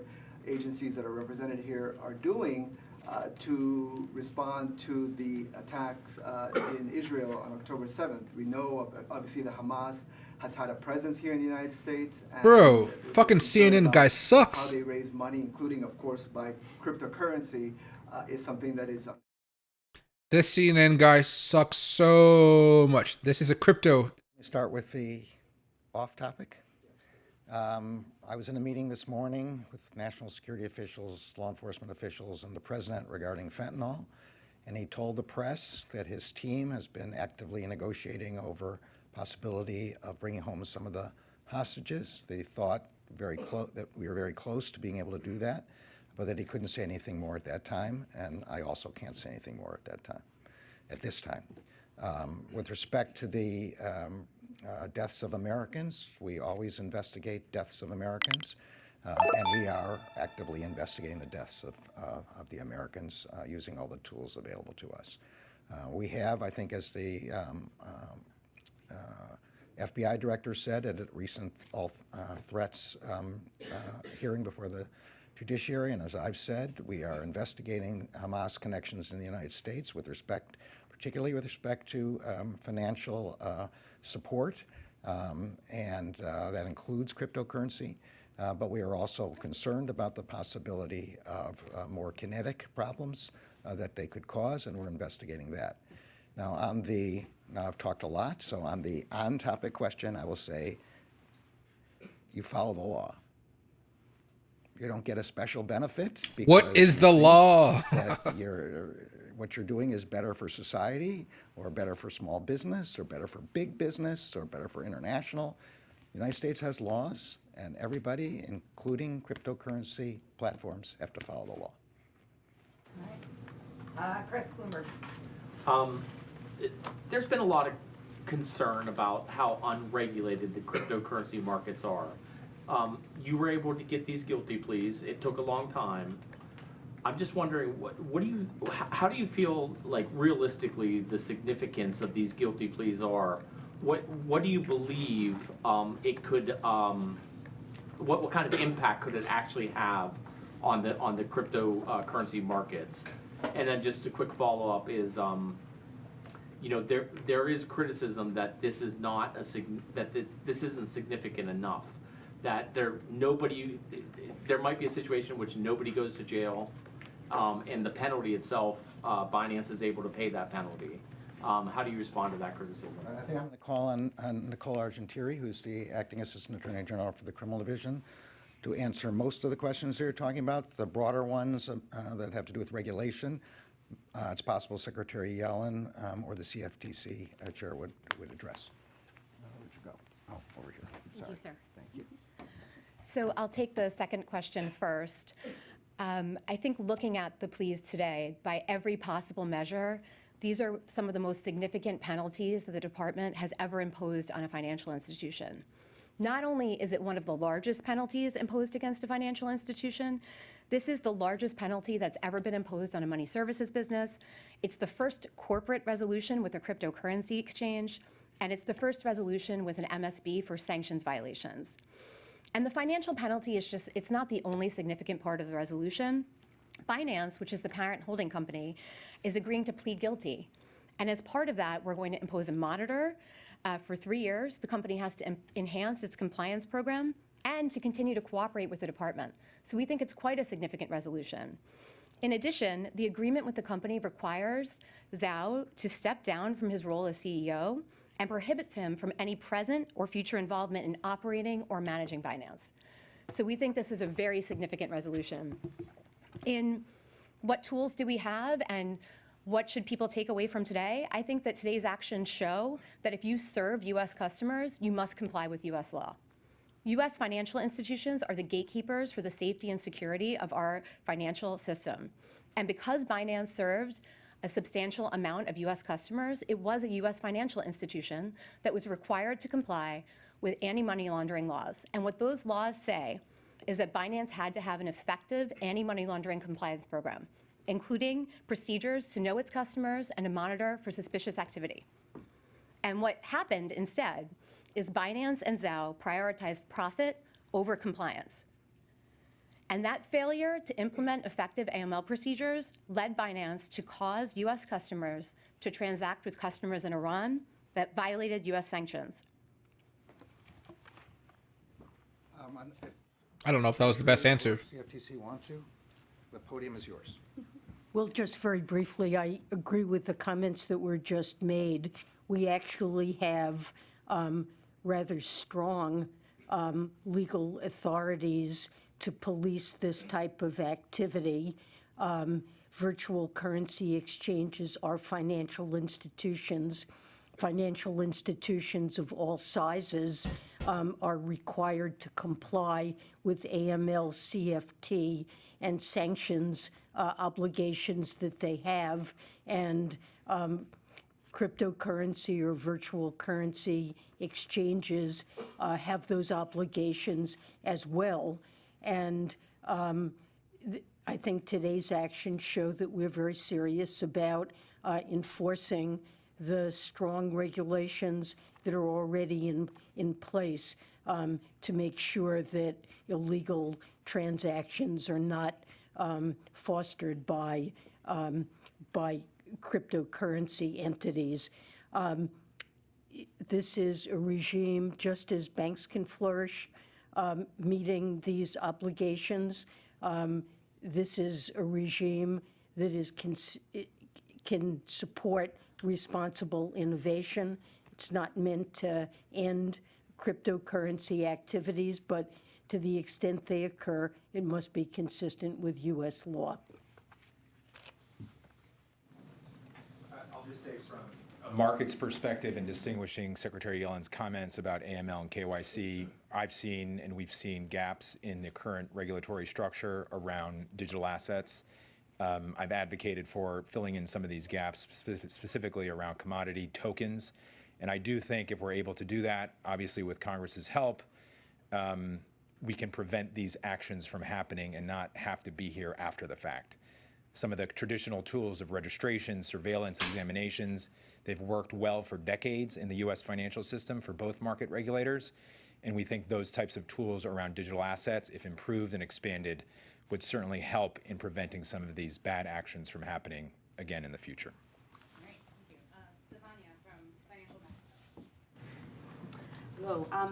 I had a question both for the DOJ and Treasury. So when it comes to the types of priorities, enforcement priorities in crypto that the DOJ has had, there was a big focus obviously on digital platforms that commit crimes or that at least let them happen. We've obviously seen the DOJ bring big cases now against Binance, FTX. Treasury separately has also increasingly taken actions against crypto players when it comes to money laundering or sanctions violations. So in light of these actions, having taken these actions in the market so far, what are your priorities now, both for the DOJ and Treasury going forward when it comes to crypto oversight? Are you thinking of deploying different types of strategies, especially since we're seeing a growing aspect and angle when it comes to national security concerns beyond, say, a financial stability concern when it comes to these crypto platforms? Great question. I'm going to let the deputy begin the answer for the Justice Department and kick it over to Matt if you need on national security. Thanks very much for the question, Stefania. I mean, first thing I'd say is these are incredibly complicated and resource-intensive and time-consuming cases. And so we need the resources, and we're willing to and have, as we've shown today and in prior cases, deploy those resources. So we're always looking to add our resources and agent investigators, prosecutors. Second thing I'd say is you have seen, both with our actions today and in prior cases, that we will be relentless in using every tool that we currently have to deploy against those who seek to use technologies in a way that abuse those platforms, that cause the, or don't prevent the use of those platforms for illicit activities. But we always want to make sure that we're working with Congress and others to make sure those tools that we have today stay up to date, right? We know that the bad guys and the threat actors will try to exploit every crack and crevice they can to exploit technologies, to exploit gaps in the law. You've heard the CFTC chairman talk about some of the tools he needs. So we want to make sure the existing laws stay up to date. And then I think we very much want to work with those in Congress and others who want to ensure that we can deploy every tool possible to make sure that the technologies that can help our prosperity and help our financial system also aren't ripe for abuse by illicit actors. That's why you've seen us do things like create the National Cryptocurrency Enforcement Team. That's why, and Matt Olson can speak to this, that's why they created the National Security Cyber Unit. Because what we're seeing is more and more convergence of the exploitation, both of the financial system and corporate crime in the national security space. I think I'll ask Matt to come up, and I'm sure Treasury Secretary Yellen might want to speak to this as well. Thank you, Lisa. Yeah, I would just say briefly that as we respond to the nature of the threats we see today around the world, whether we're talking about terrorism, we're talking about nation-state adversaries like Russia and China and Iran, we are increasingly using our tools, sanctions enforcement, export control enforcement, cybersecurity from nation-state adversaries. We're increasingly seeing the ability to use the tools that we have in the Justice Department from. Okay, his answer is not too important, so I just want to make this clear. The reason they're spending so much time on national security is because when they get into the national security realm, it allows them to exercise more powers, so they can go outside the law in some respects. That's why they're focusing on this so much, okay? I'm going to let him continue his answer. Or the next lady.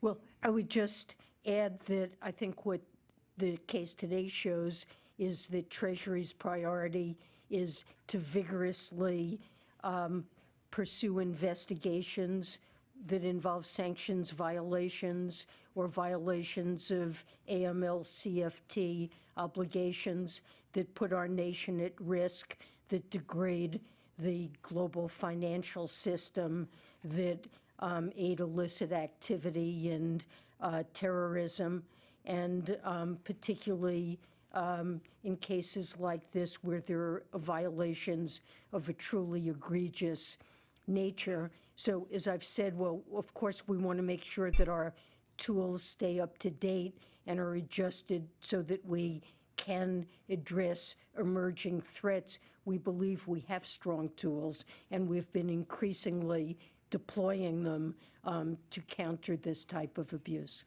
Great. Thank you, everyone. Oh, that was it? Wow.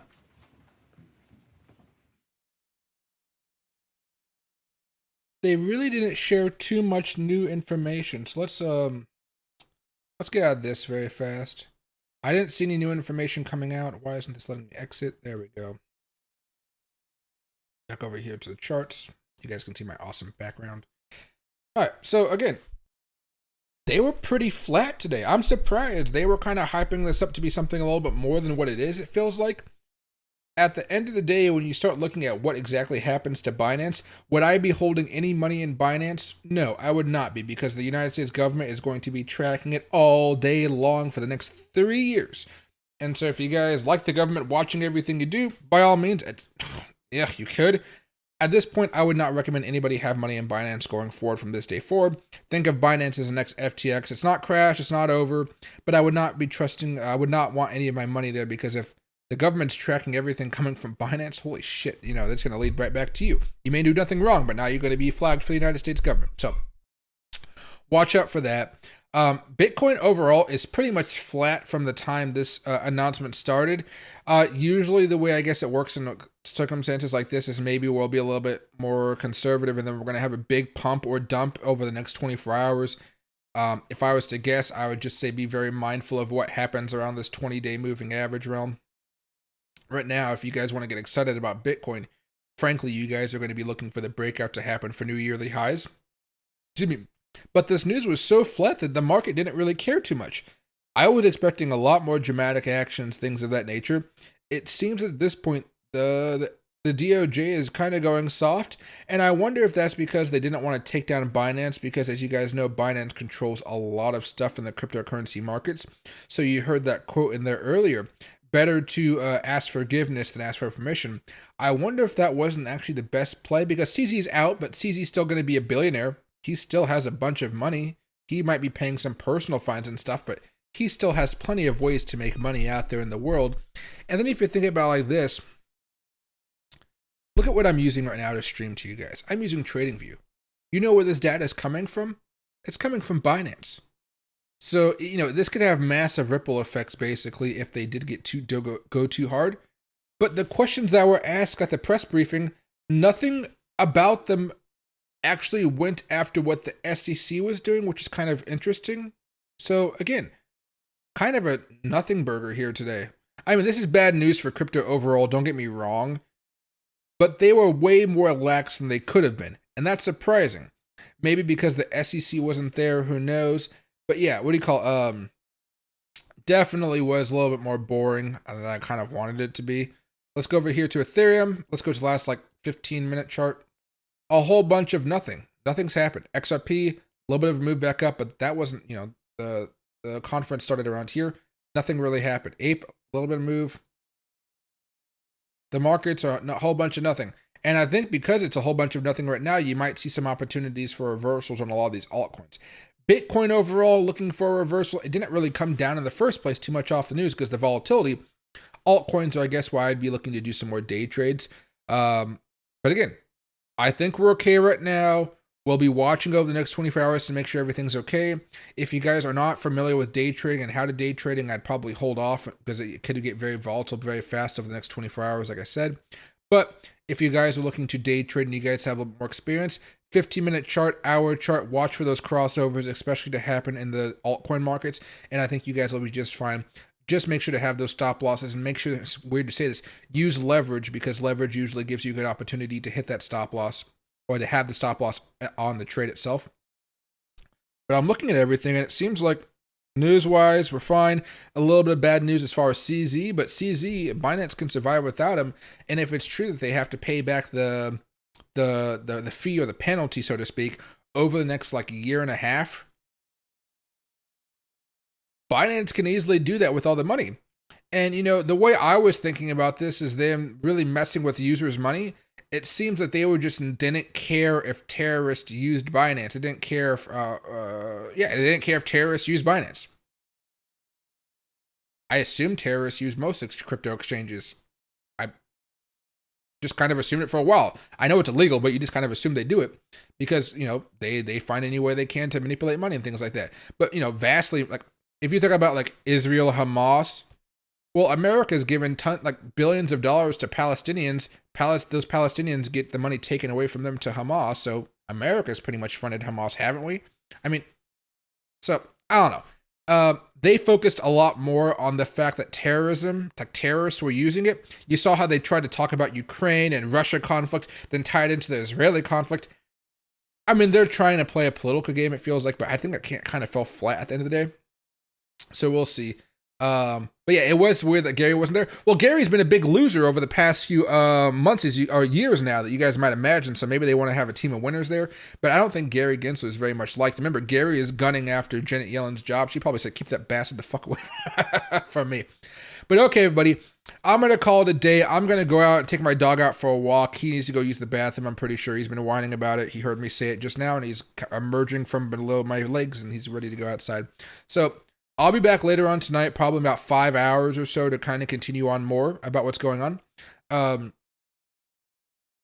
hey, Wilder, BNB token, I guess you can still hold it if you want to. As far as Binance, I would not be holding funds on the exchange known as Binance. If you're holding BNB, just have some type of stop loss. Even if it's a longer term trade, it can be a 20% drop from what it is now, 30%. Have a stop loss there just in case, or just don't have a boatload of money in it. That's probably an okay way to think about it. But primarily, it's not about the BNB token. Although that could be in jeopardy if Binance goes down. It's the fact that right now I would just not be having any money on the Binance exchange. That's the big thing here, especially as the government's going to be monitoring everything going on there and doing reports on it. I wouldn't feel safe about it, but I'm a very big government skeptic. I don't necessarily like the government kind of peeking in here. I don't mind what they did with Binance at this point because of them breaking the laws and stuff like that. But usually they're more of a manipulator than an actual justice seeker, if that makes sense. So we'll see. But I'll see you guys a little bit later. I'll move you over to one of my other streams. Thank you guys so much for watching. And guys, keep an eye out. I'll be posting some news videos about all this stuff, and I'll be doing some shorts about what we heard here today. Thanks.